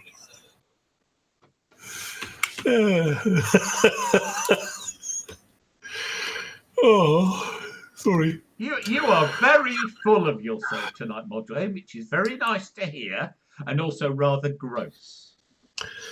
I'm not full of myself. I just. You are full of yourself. If you think it's good, that means something. Yeah, it means that I think it's good. Yeah, but it means nothing to the rest of the world. We don't give a fuck what you think is good. I tend to disagree with you. I'm sure that there are people who agree with me on that one. I didn't say that. I said care what you think is good. Not whether they agree with you. Yeah, even so. Even so. No. Oh. I'm sorry. Okay, may I suggest we end this thing before it really gets embarrassing? Before Why? people fall asleep at the Why? keyboard. Well, as I said, before people fall asleep at the keyboard. No. No, I don't think I like to move it with Dr. Feelgood. I'm trying to see who it was. Just look. Real I like to to real. move. Real Real to real, yeah. Dr. Feelgood were what we used to call pub rock. They do songs like Milk and Alcohol. Not a fan, but I did see Wilco Johnson, the guitarist, when he went solo, and he was pretty good.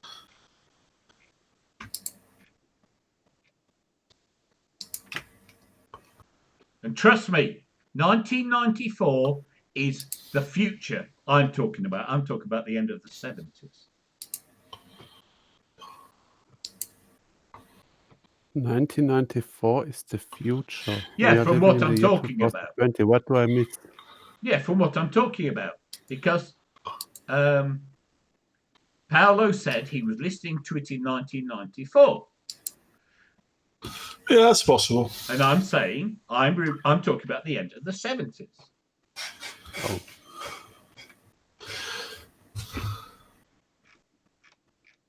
And in popular music terms, that is a long way forward. But I still, if you want to say see what the joke about I like to move it is all about. Google I like to move it, Julian. Why? Because Because then you'll it's get fun. it. I don't want to. I'm sorry, cringe. Yeah. It's really fun though. It really is. Well, for that you need tequila.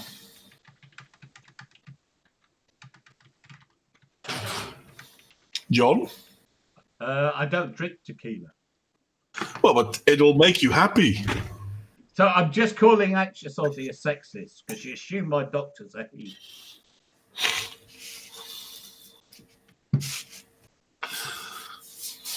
Well, we couldn't have asked for pronouns because that's considered to be sexist now too. No, Yes, indeed. no, I know. You It's can't, just, you funny. can't, you No. can't ask them for the. Okay, so medicine is dominated by women. These days, many doctors are women. And yet, all the time, even in the medical profession, they assume doctors are a man. Which is weird because most are now women. And I've had a woman doctor for 25 years. You went to a gynecologist? No, she's just a doctor, a general practitioner who's a woman. Ah. Yes, they happen. It happens. It happened. My sister was happens. one. She's now retired, but my sister was a doctor. Strange thing, they let women be doctors 150 years ago. Seriously. Yes, you'd think they'd learn by now, but You'd think someone would point this out to the lying feminists who argue, oh, we couldn't do this, that, the other. And it's like, but you have for a fuck of a long time, get over it. Yeah. But it's nice to claim victimhood, I guess. Reality be but damned. It's one thing claiming victimhood. It's another thing making it all up, and it's a nonsense. Well, yeah, it's pretty much nonsense anyway. Yeah. No, feminism pretty is all sure. lies. All lies. There is no truth. Yeah. Which is But anyone who looks into it a bit deeper than 2 centimeters, or Well- has any knowledge of history, any knowledge of people. No, you're correct. It's amazing that they get away with those lies, to be honest. It's, well, I've named the subject There Be Dragons, which is the ability to believe the fantastical exists somewhere else over there. Not here. No, it's all fine and normal here, but dragons definitely exist, and they're over there on that bit of the map. Yeah, true that. And that's the whole phenomenon.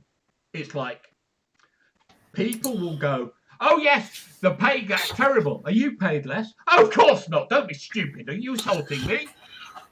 But you believe other But women it are paid happens. less. Yeah, it happens.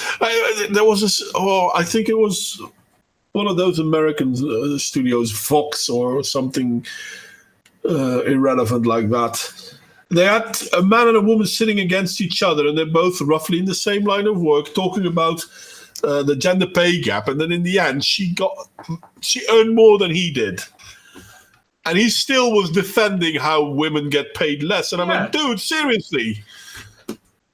You've got someone sitting across from you who's out earning, and it was a big difference as well. I thought it was like 20,000 difference on a yearly basis. And I'm like, and you're defending this because women get paid less. You're defending women getting paid less against a woman in the same line of work who earns more than you. Yeah. Doesn't get much weirder than that. No, I mean, it's the dissonance. Yeah. It's the fact that all the facts actually, I mean, it's not merely that the pay gap as they calculate it is reversed for people under 40. Women out-earn men under 40. It is only true overall because of decisions people made up to 40 years ago. Because of older people. The courses of people's lives are determined in their past. So for a 60-year-old, the decisions they made 40 years before determine what they're doing now. Yeah. You can't undo the past. And yet they're shrieking, oh, when did you do that? Women are still getting different. Yes, because of the past. We haven't got a time machine. We can't go back and re-engineer it all. It is what it is. But for people up to 40, that is, for 20 years, it's been sorted. So what's your problem? What is your actual problem? Oh no, you haven't got one. Women would be better doctors if you paid them the same as men.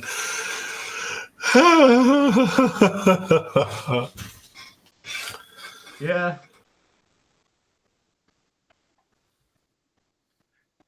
You see, feminism is a triumph of an ideology of people telling you they're smarter by demonstrating they're more stupid. Yeah. Women are equal than men, and all men are pigs. Okay. Oink.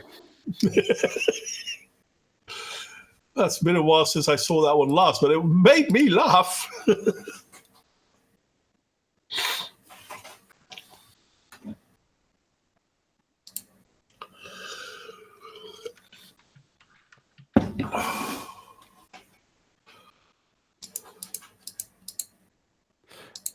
I just had a question in my mind popping up. If all women are equal Well, they're and not. the hashtag men are trash is trending, does this mean women are trash too? No, Of 'cause course. that is misogynistic. We know this because it happened. The hashtag Yeah, true women that. are trash trended and women got butthurt. But no, women aren't equal, just as men aren't equal. People aren't equal. Guess what? We're all different. Fancy that. Amazing. Yeah, well. Taking any arbitrary group. Right. So in the United Kingdom, okay, you know they talk about men versus women. Do you know what the real divide is in the United Kingdom? North versus South. Well, yeah. No, literally, North versus South. Yeah. Educational attainment, health, all important factors are geographically influenced. But they don't talk about that because it's not politically expedient. They want to compare the affluent southern woman with the unaffluent northern man and say somehow she's worse off because they're like pieces of shit. Well, it's kind of like that. What was his name? I forgot his name. Black YouTuber. Dude's really wealthy. He was in the same video where he was talking about how he bought his mother a house cash down, and he's still saying, well, we're black, so we're less privileged than even the beggar on the street. And I'm like, seriously, dude, I think you've maybe not understood what you're on about. No, as per my point, you don't get to give yourself an exception. You don't get to decide for yourself. Just declaring I'm this, I'm that, or I can't this, or I can't that. Don't care. Anyone can say anything about themselves. Doesn't work like that. Reality is societally negotiated. And it might not be universally agreed because society is not homogeneous. But to come up with an attitude that is unfounded in fact is like, no, we don't have to, it's a Hitchens response. That which is stated without evidence can be dismissed without evidence. True that. So saying you a millionaire with all this money, living a lovely lifestyle, is more oppressed than a homeless man. Sorry. No evidence. Piss off. Well, I don't need to show you evidence. Educate yourself. And I did. And I found you wrong.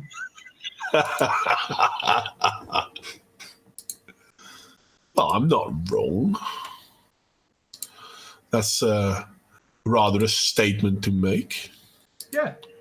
As is, you're oppressed. Yeah, that's true. That is true.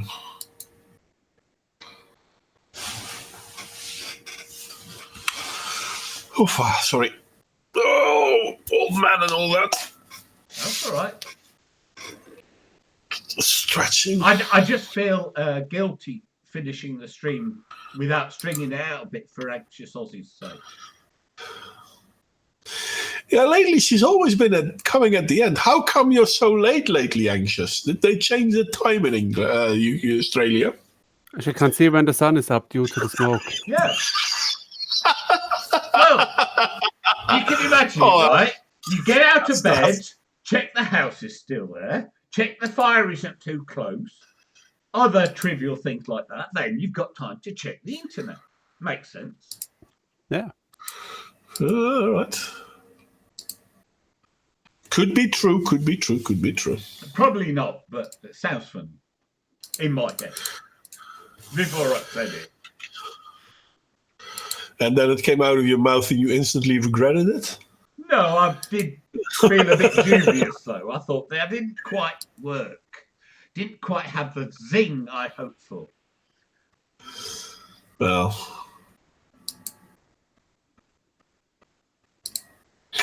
Oh. Anyway, apparently, so I heard, the end of this month, YouTube are going to do another big change. Oh, okay. Well, I mean... No change, they will just do the purge for non-profitable channels that don't make any money, that don't have a lot of subscribers. Which is us. Which is us, yeah. Which is us. And therefore, I've just mentioned this, that this might be our last hurrah these few weeks. Yeah, that's true. Well, I didn't even think about that. Well, you can have some nice Barbies, Anxious.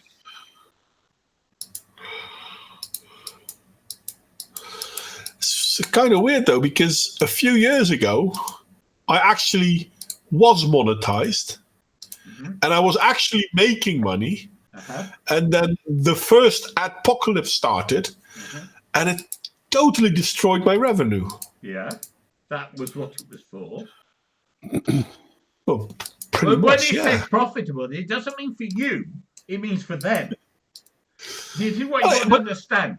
Profitable has nothing to do with your situation, it's only theirs. But when my channel was making money, it was also making them money, wasn't it? Yeah, monetized means there are ads before your videos. And yours. Doesn't mean that you can have 0% on. And if you're not monetized, there's no ad, there's no revenue, non-profitable, your channel has chances of going. Well, it's a complex equation, what counts as profitable. If you are negligibly costing to host, right, then that isn't particularly non-profitable. If you use a lot of resources but don't bring in any money, that is what is unprofitable. You see, they run the servers anyway. So the SOT channel is pretty much gone. But they run the servers anyway, don't they? Right? So as long as they can afford the bandwidth, hosting you for no income doesn't matter. It only matters when it starts to cause them to have to spend more money. Okay, well, I'm curious how they will... Yeah, so pretend this is... They have millions of channels, right? I don't know how many, but there's loads of people on YouTube, okay? And so this issue of non-profitable channels is there are probably a significant proportion of them like us. Because when you think about it, everybody who's subscribed has a channel. Mm-hmm. Everyone. You subscribe, you get the right to upload video. So every single user. Now, they can't purge all their users, can they? Well, true that, because then they wouldn't have anyone to... Because there's no audience. So the problem with purging channels is you're purging users. And people like me are much bigger users than I'm a user of YouTube. You're more a user than you are. No, I mean I'm a much more of a consumer than a So the provider, right? Publisher. Publisher. So, Yeah, but SOT streams doesn't have a lot of. Yeah, no, we I know. stream on it. I know, So- but I'm talking generally, okay? Uh-huh. And so they can't simply get rid of channels with low content. That's my point. Low content cannot be a criterion because low content means your user, the people you're advertising to. Uh-huh. And so when they mean unprofitable, they're meaning high volume non-monetized channels. Which isn't us. Which isn't us. Because they're the ones that cost them a significant amount to provide the platform for, because they're high volume, but they're getting nothing in return. Which would be the third streams again, because a live stream of 3 hours, that's not nothing. No, but that's not my point. Did you not hear the explanation about how, in general, small channels are actually users? I mean, maybe, but we're not worth worrying about, is my point. We're a blip. And if worse came to worse, we could just stream on Modwin on my channel again. True. If your channel will exist until then, because Modwayne has 630 subscribers, No, is not because they're monetized, not and has a getting ton. rid of small channels, because small channels are synonymous with users. Yeah, but if they go for non-profitable channels, Modwayne has lots of videos. Yeah, but you're not not listening monetized. to what I'm saying. I'm saying was. that you can't purge small channels because small channels are still users. Yeah, but at the And same what if time, YouTube goes for it? What if they go against users saying, well, they don't bring Then they that kill much money themselves anyway? because they've just told their audience, we don't want you. If they purge you off, you've gone. They need you as a viewer. They can't sell Yeah, but- advertising to no audience. But add the copper thingy. Yeah, so we're dealing with copper. That's important too, We're because dealing with copper. you have to select. I just tick a couple of boxes saying that this is not child friendly and it's for adults only. I've just dealt Yes, with but copper. have you read the terms and conditions? Because if you check a video for non-child friendly and it is considered by the AI, artificial thingy there, to be child friendly, Okay, then they this can is why fine I you too for fucking causing that. swear. Yeah, This is yes, why it is. It is, John. Let me finish, please. Because if you checked it to be not child friendly and the AI thinks it is, they can fine YouTube can fine you or punish you for causing them the failure of revenue or something like that. It Yeah, is it's pretty really stupid. stupid. In Fine. German we call it a finale Fangschuss. It's a Fine. final shot to kill, because they now have the reasons, both copper and non-profitable channels, to kill those channels they don't want. Yeah. And if you Yep. happen to have had videos they don't like, well, you're pretty much on the list, so to speak. yeah, that is true. That is true. And that's the point I'm worried about, because it's the combination of both things, not just the one thing.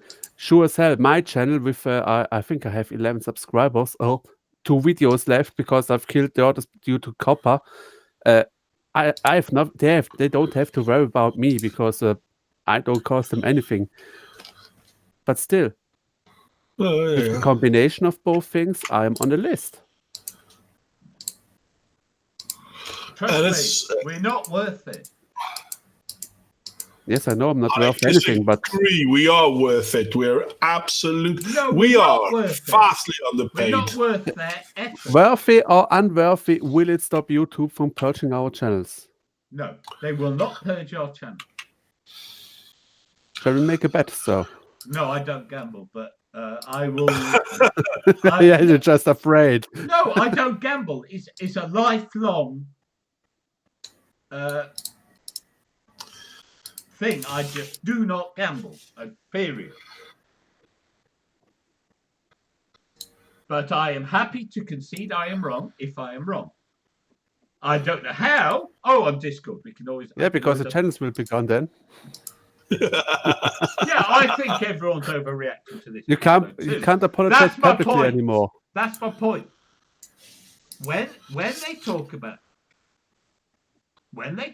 non-profitable channels, it actually is quite a narrow band. For instance, take someone like Sargon. If he streams and has super chats, they get 30% of each super chat. That's making them a nice chunk of money.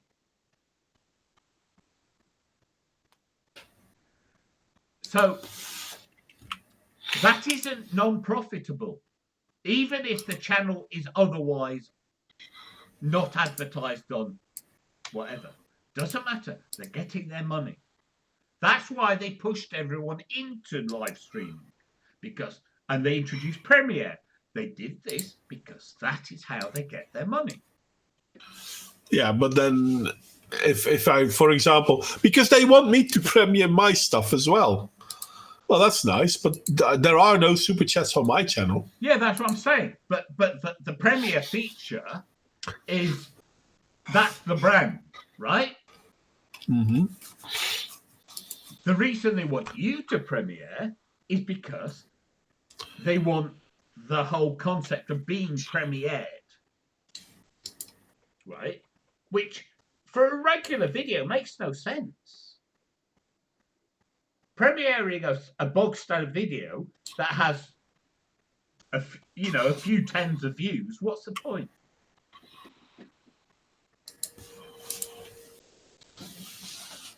Yeah. But then they're again, not about subtlety and different things for different people. They're about one way. There's one way. This is what you do. And it's like, My way or the highway. I mean, it's like I watched a Sargon video and it was monetized. There were adverts on it. Now, maybe the algorithm hadn't got round to it yet. But they are very... people say, oh, my old channel's been demonetized. And then a few weeks later, they'll be monetized again. Because YouTube fucks with people. Yeah, that's something I don't understand, because sometimes YouTube demonetizes them and then monetizes them again. One sec. Do you know what the problem is? It's one word: algorithms. Algorithms are shit. They are used by stupid people. And the reason they're used by stupid people is algorithms never have a hope in hell of working as intended.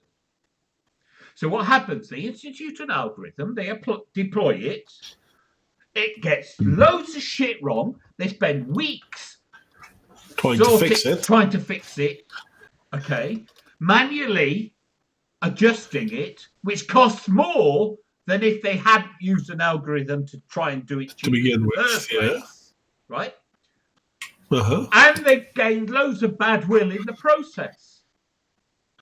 Yeah, that's basically what happens. That's an algorithm for you. And people say, oh, the algorithms. Algorithms are for morons because they're not clever enough. People aren't clever enough, and no algorithm can go close to the decision-making of a person. Yet at the same time, they demand, I think is the best word I can use, to use it. I mean, they actively push algorithms onto the users. Well, the thing is, it's supposed to be helpful, but no, it's not helping anyone. No, not the users. I'm talking about their internal algorithms for determining what should be monetized or whatever. Yeah. But here's the trouble. They have a fundamentally flawed utopian view that somehow you can capture in a set of rules what's good and what's bad. And you can't. No. Thus the stories. Check of Twitter shows that most racial abuse comes from black people. Well, actually, that's only because you cannot recognise what is and is not racial abuse well. Yeah. It doesn't mean anything because your basic assumption that you can even check what counts as racial abuse using an algorithm works, and it doesn't. So of course it comes up with a bullshit answer. If you ask a bullshit question, you get a bullshit answer. What a surprise! And I'm never surprised by these things because I understand you literally cannot understand language. People don't understand language. People do not spot irony. People do not spot sarcasm. People do not get jokes. What chance has a computer?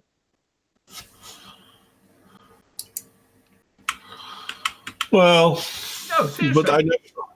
Seriously, what chance? You know, when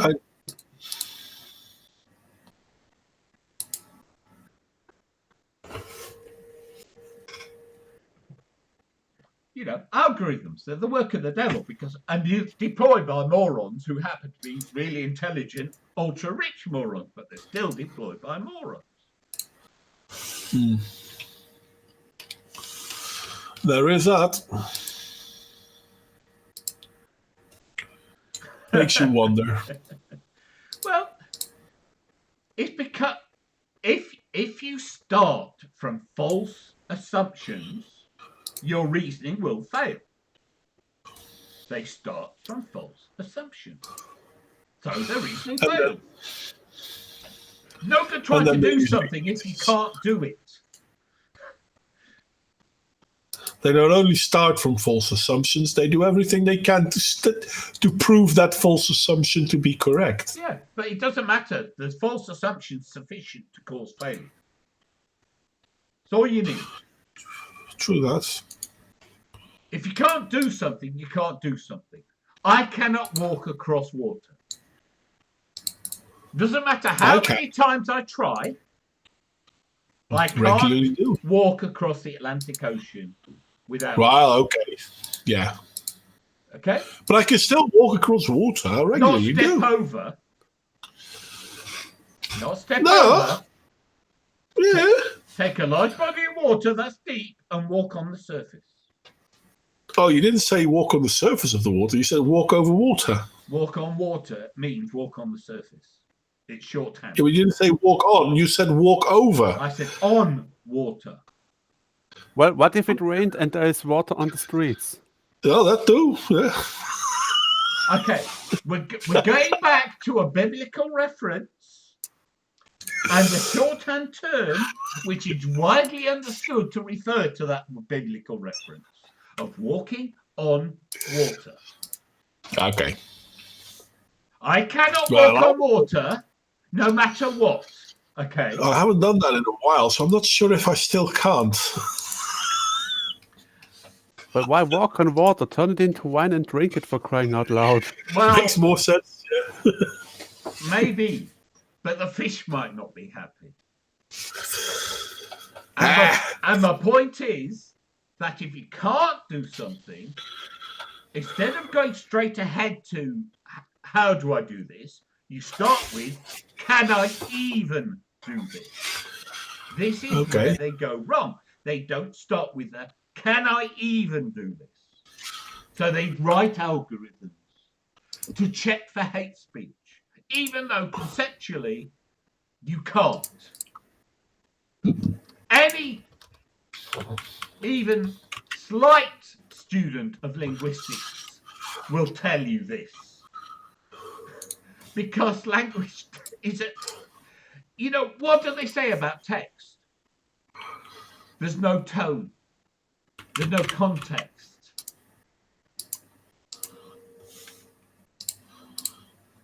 Yeah, true. So how the fuck can an algorithm determine those from tweets of all things? Yeah, when it comes to tweets, and this is the funny thing, they basically look for keywords, and then the LGBT community and the feminist community pushed for certain keywords, and then Twitter agreed to those keywords and started banning lots of LGBT and feminists. Yeah, exactly. This is my point. Because they're the one using the bloody words. Exactly. And that's exactly my point. Because it's like the use of certain American racial slurs are acceptable amongst those communities and therefore highly prevalent. Yeah. But if you write an algorithm to find them and every instance is assumed offensive, those people are now your bigots. Yep. Well, they were from the beginning, let's be honest. No. But my point is this. An idiot could tell you that after half a second's thought. Mm-hmm. And yet they write algorithms and deploy them and go, ooh, look what we found. What I found more interesting was... You're not kidding. What I found more interesting was when they did that research into who's using sexist language on Twitter. Yeah, but it's the same thing. This is my point. It's the same thing. Found that it was mostly women that did it, which is brilliant. And then what did the feminists say? Oh, well, if I reference a term, that doesn't count. No, they mean girls saying it to other girls hostilely. Yes. That's what they actually mean. But you don't even want to acknowledge that happened. No, which because means you've never met a teenage girl and you have amnesia from when you were a teenage girl. Were they ever, though? Were they ever teenage girls? Yeah. The female ones Really? were. Have you seen them? Yes. But they still had an age at which they were teenage. Really? Didn't they just get cloned into existence or something?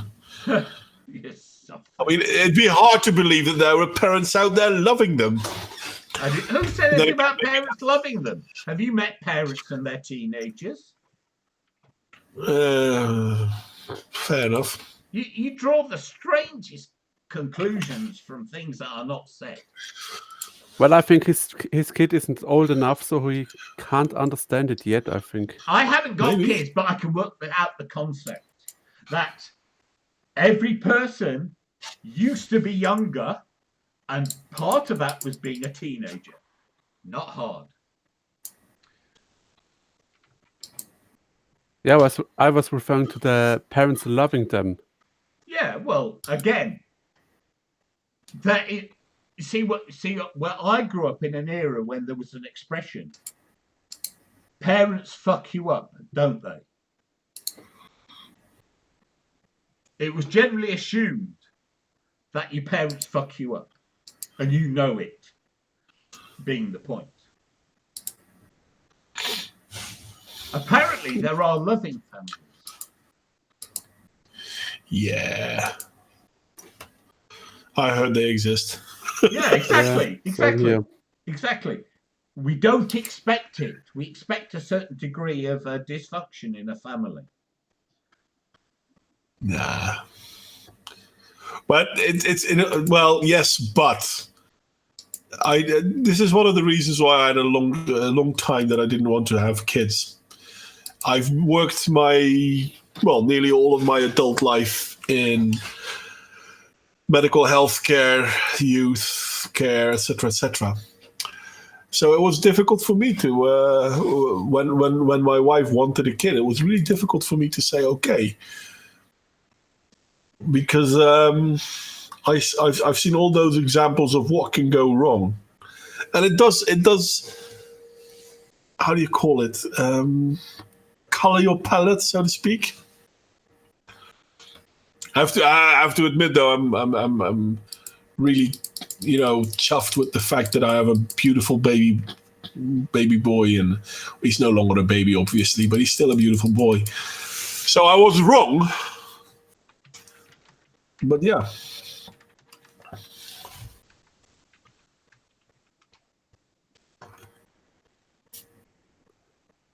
Well, but there are this is a problem with generalizations. People tend to apply them to the specific, and they never work that way.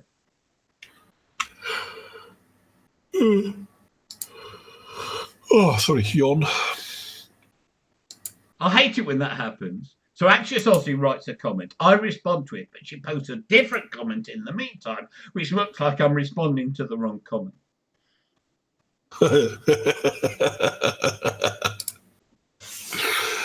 Yes. No. Anyway, guys, I am sorry.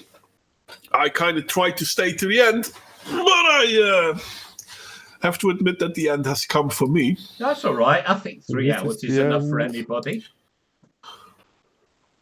Which in 5 minutes it will be. Well, I think I'll manage 5 more minutes. No, I'm then. just saying 3 hours, and then I remembered we started at 22, and therefore it's due to my utter incompetence, mea culpa. Yes, it's good to. Well spotted, rather nobly spotted by our esteemed guest, our very special guest. And so, yes, I caused us to be late. Don't you want to tell our audience what has been spotted? No, not particularly. Shall I do it then? If you Yeah, like, you can. if you like, feel free. Carry on. Well, if you please. And that's it for today, people. Bye bye. Don't worry, Michael. I've got the button, and I'm ready to hear you out. Yeah, I was just kidding, mate. I know. Well, you have the button, and you were in control of both of the channels. Then I think. Well, yeah. So Yeah. essentially, it wouldn't have made a difference if we would have streamed it on your channel. Well, not it over wouldn't here have now. made a difference, except I'd be letting Modwayne down. This channel is very much his baby. Nah. Yes. Maybe we would have had more viewers too. Well, it's weird because if it's on Modway's channel, we get a slightly different viewership. Whoops. If it's on my channel, we get a slightly different viewership. And if it's on this channel, we get a slightly different viewership because Which is slightly non-viewership. they overlap, but not fully. Yeah. Which Yeah, isn't odd, given that this has 19 subscribers, Modwayne has 600 and odd, and I have 55. We should do an experiment though. Stream it on all of the 3 channels. OBS should be able to do that, and then we would have to analyze where are the most viewers, and that's the place to stream in future. Then we have to all 3 run different because OBS won't be able to stream on 2 addresses at once. It's You can not only just- put one. Restream. It's not just that, though. There's also the problem that we have few enough views as it is, and the chat is really valuable. And there won't be much chat if everyone's on a different channel. There is that. Hmm. There is that. Well, you know, I mean,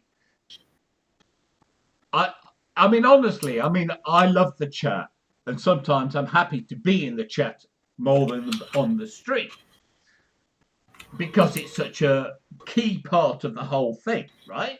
Yeah, it's fun to interact with the chat from time And to if the time. chat's in different channels, it just, I'm sorry, it's just not going to work. Well, we could ask Brian if he can give us some tips. Yeah, well, they've got stream all on- kinds of fancy software, like what they call it, Streamlabs, and They're not Streamlabs, using Streamlabs. I looked into Streamlabs. Streamlabs is not an option. So that's StreamYard. I meant they are using Restream. That's a service, and this plugin for the chat. So the one who is streaming can see all the chats involved. Okay. Oh, the one who's streaming can, but you want Yeah. the chat to see each other and have one chat.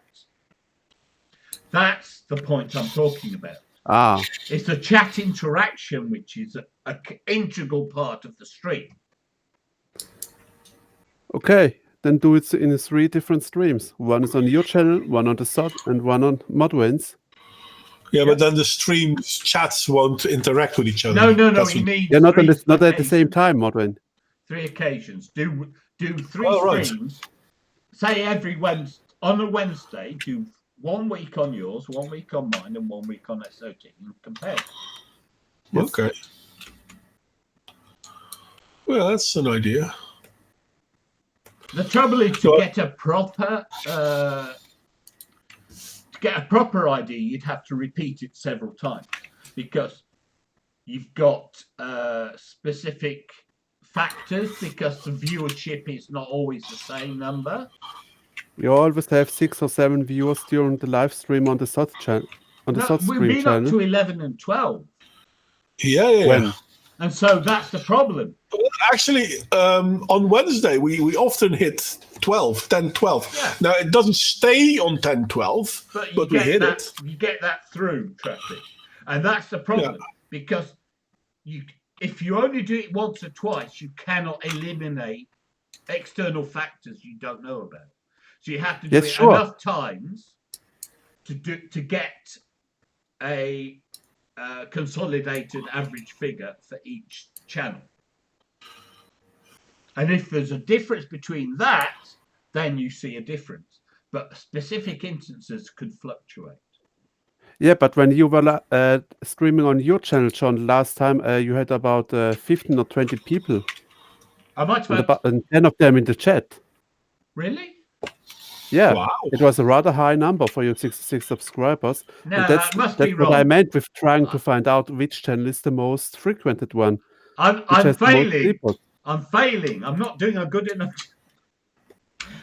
Well, I mean, if you had indeed like 20 people coming to watch you live stream, that's not bad at all. Yeah, that would be a difference. That's what to I one we said. I'm have now. failing. What the hell am I doing wrong? Getting these people to watch. Well, first of all, you don't announce these SOT streams on your channel, so those subscribers over there don't know about the existence of this channel and Tell the them to videos. subscribe to SOT Stream. I believe in freedom of responsibility, and therefore, if they choose not to, that's their problem. Yeah, but make a video. Watch our stream at Saturday and Wednesday or something. Publish it did. now and then so people get it. I did a video. It was crap, Yeah, but I did it. And do a good one. I command you to do so. You command me to do a good video. Good luck Yes, with sir. that. I don't know about what's a good video. He doesn't understand good. No, I am like repelled, like a magnet. I am repelled by goodness. I am attracted to badness. Then make a video you don't like. No, it's not that. I'm too lazy. I like minimal production values, shitty equipment. Though I did try and buy a better microphone. Shitty equipment. Okay. Minimal editing.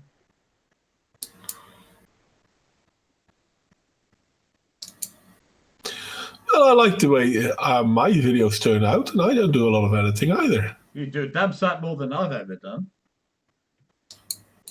Well, the way I'm doing them now, I'm actually doing less. Sometimes less is more. Less than what I used to do. Okay, less than what you used to do, but that still doesn't I mean, equate to how little I do. I can now record like 3 videos in about 2 hours' time. That's nice. Indeed. But you know what you're doing, and this is the problem. Sorry? I didn't hear what you say there. But you know what you're doing, which for me, this is the problem. I don't know what I'm doing. And so I'm caught in a cycle of incompetence. / indifference. That could be true. I can't help you there. See, I must admit, I am more of one for the audio. Not good on the visuals. It's like... Well, I don't do a lot of visual either. You do a lot more visual than I think of doing. What, a background and an article? Well, you show stuff and you do text and stuff. Okay, true. No, but I'm sorry. I have to object to Anxious Aussie. Being a whinging pom doesn't legitimize the whinging.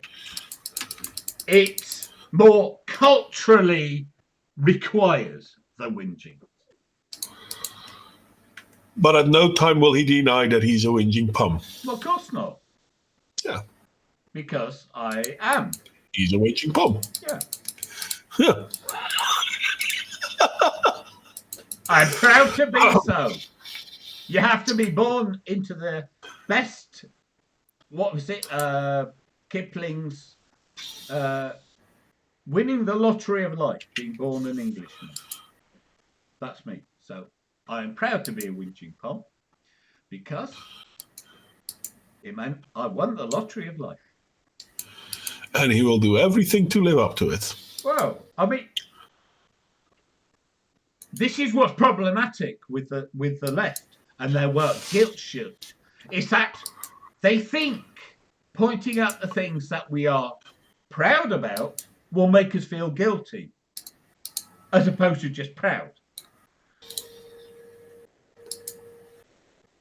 True that. No, he does. Absolutely, Anxious Aussie. Mod is the superior creator because he does stuff. Absolutely.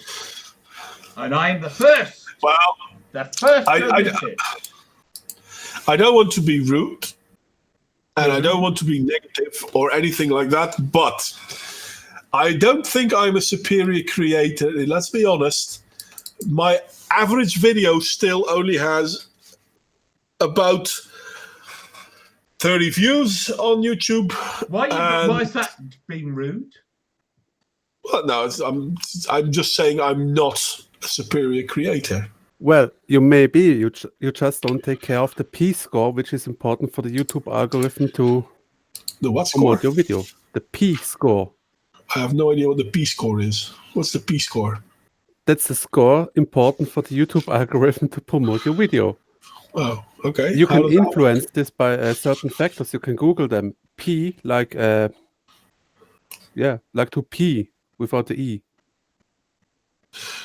Yeah, I understand what a P is, but I don't understand what a Yeah, P no, score not is. that my Probably expression short is for wrong. promotion, perhaps. Promotion score. Probably, yeah. Probably, but I logic. still have no clue how it would work. Yeah, Google it. It's fascinating. With simple tricks, you can promote your channel without even taking money or something else into the hand, and it makes it bigger, helps it grow, get more viewers on it. Okay. P score function R document. P score as one word or P space score? Just watch the chat. Just watching the. It's P-score.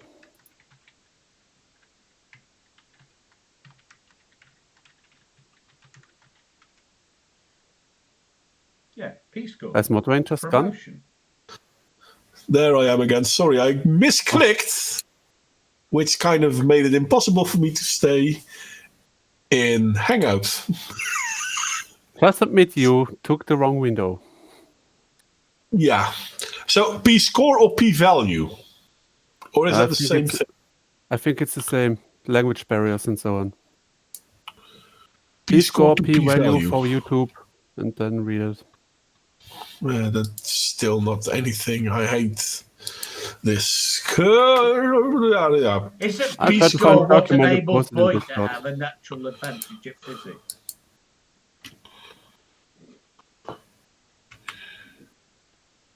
No one got P the score calculator for YouTube.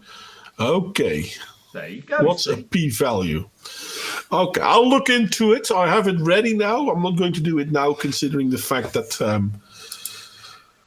late and all that. But I will look into it because I've never looked into anything It's not like late, that. it's early. True. But in a few hours from now, my son will wake up and my wife will then demand me to wake up as well. Which Yeah, I is thought so. reasonable, but... Sorry? P value is a mathematical term. It sounded mathematical. It's a value of probability. Yeah. But I'll look into it. P value calculation from Z-score. What's Z-score?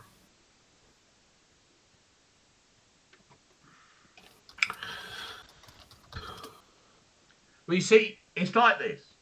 When I watch a lot of videos, they say things like and subscribe and comment. It helps the algorithm. Well, I say stuff like that too. No, I'm saying those are what people are saying will help the algorithm. How factual that is, I don't know. But those are what people think help. Oh, okay. That's my point. I am not definitively going to tell you anything. I am merely reporting how other people respond. Oh, it's preference score. Not promotion, it's preference. Well, it could have been Parliament score. No, that would be P-Funk, I guess.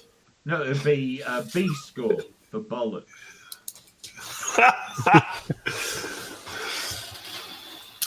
Well, just search it on YouTube. P-score gives out enough videos. Yeah, B-score. Well, I mean, I've got something, but then they go with P-value calculator from Z-score. Okay, that means nothing to me. P-value, P-value, P-value. HCC RIX, P-value, P-value.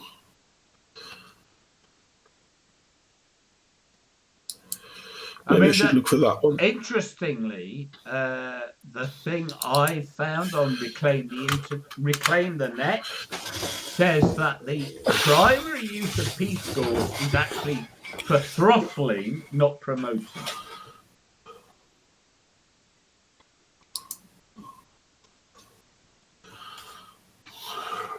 So it was actually used to determine what to suppress, not what to promote. Yeah, but it has the same result. If the P-score indicates your channel is being throttled, and then you can modify that score to get an unthrottled. No, I'm just saying that is not a positive thing. It's actually more of a negative thing. But how can you influence your own P-score?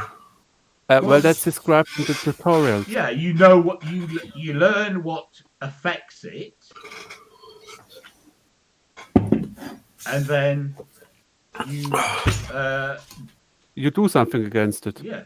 I mean, it's like if you've watched any Tim Pool video in the last few months, he will say things like, I can't say this word. Even though it's a relatively regular word like gun. I can't quote this thing in the New York Times. Because obviously he is severely impacted financially if he gets clobbered. But what he does is he makes it clear when he's saying what he's saying, the way he's saying it because of this system. Well, in all fairness, I was planning on trying to make my channel bigger, so I will read up on it. But as I said some time ago now, I am also going to go to bed. Well, I would suggest... You can't do both at the same time. I would suggest that you change your name to The Late Show with Stephen Colbert, because they've got the highest P-score.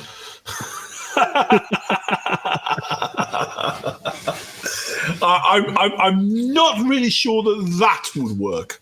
No, that would be false advertisement and be against community guidelines, and the channel would be gone. Well, we are a late show, and if you change your name to Stephen Colbert... Okay. The Late Show with Sot, sorry. The Sot Late Show. Well, yeah. I could say my name is Stephen. John, wear a Colbert. No. Yes, because that would be the Late Show with Stephen. You wear and Colbert. Okay, I'll wear a Colbert then. People won't see it anyway. So then it would be the Late Show with Stephen and the Colbert. I'll have a cold beer, but... Well, you have to work on the dialect, then it will work. Well. Stephen and the Colbert. No. Okay, Colbert. Well, I could say Stephen and a cool beard. Cool beard. You have to admit, People have to believe that I have a cool beard. I think I Yeah, do but actually. we will know. But Well, it's called through Bert. that, So, do you have a cool Bert? what's a bird? Well, Get a it's- parrot. He's a cool A bird. Bert is a name like Bert and Ernie. Bert is a name like Bert and Ernie. Steven and a cool bird. Kakatoe Scout? Yeah, we can count them too, yeah. Yeah, that would be phonetic dissonance. Steven and the cool bird. But, guys, thank you for having me on. I hope to see you all soonish, but I am going to bed. Yes, okay. No. So, thank you all those who have struggled to endure. Steven and the Colbert.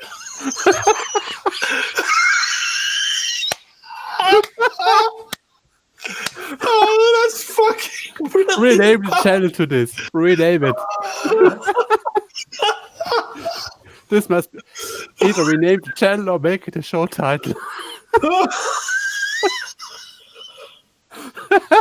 Yeah. So, yes, thank you, lovely people who've endured and who have brought on Modway's asthma attack again. Extinction Rebellion drove the Colbert on the ground. He won't sleep now. John, relieve us. So, I wish you all a good night. Thank you once again to our special guest, Michael Keller, for enlivening this conversation. He's done a great job. Modwayne for staying alive Aha. on the disco theme. And I hate disco. Trust me, I hate it. But on the disco theme, Modwayne for staying alive. Well, And me for taking all the insults with good grace. Good night. Good night, good night to the everyone. Colbert.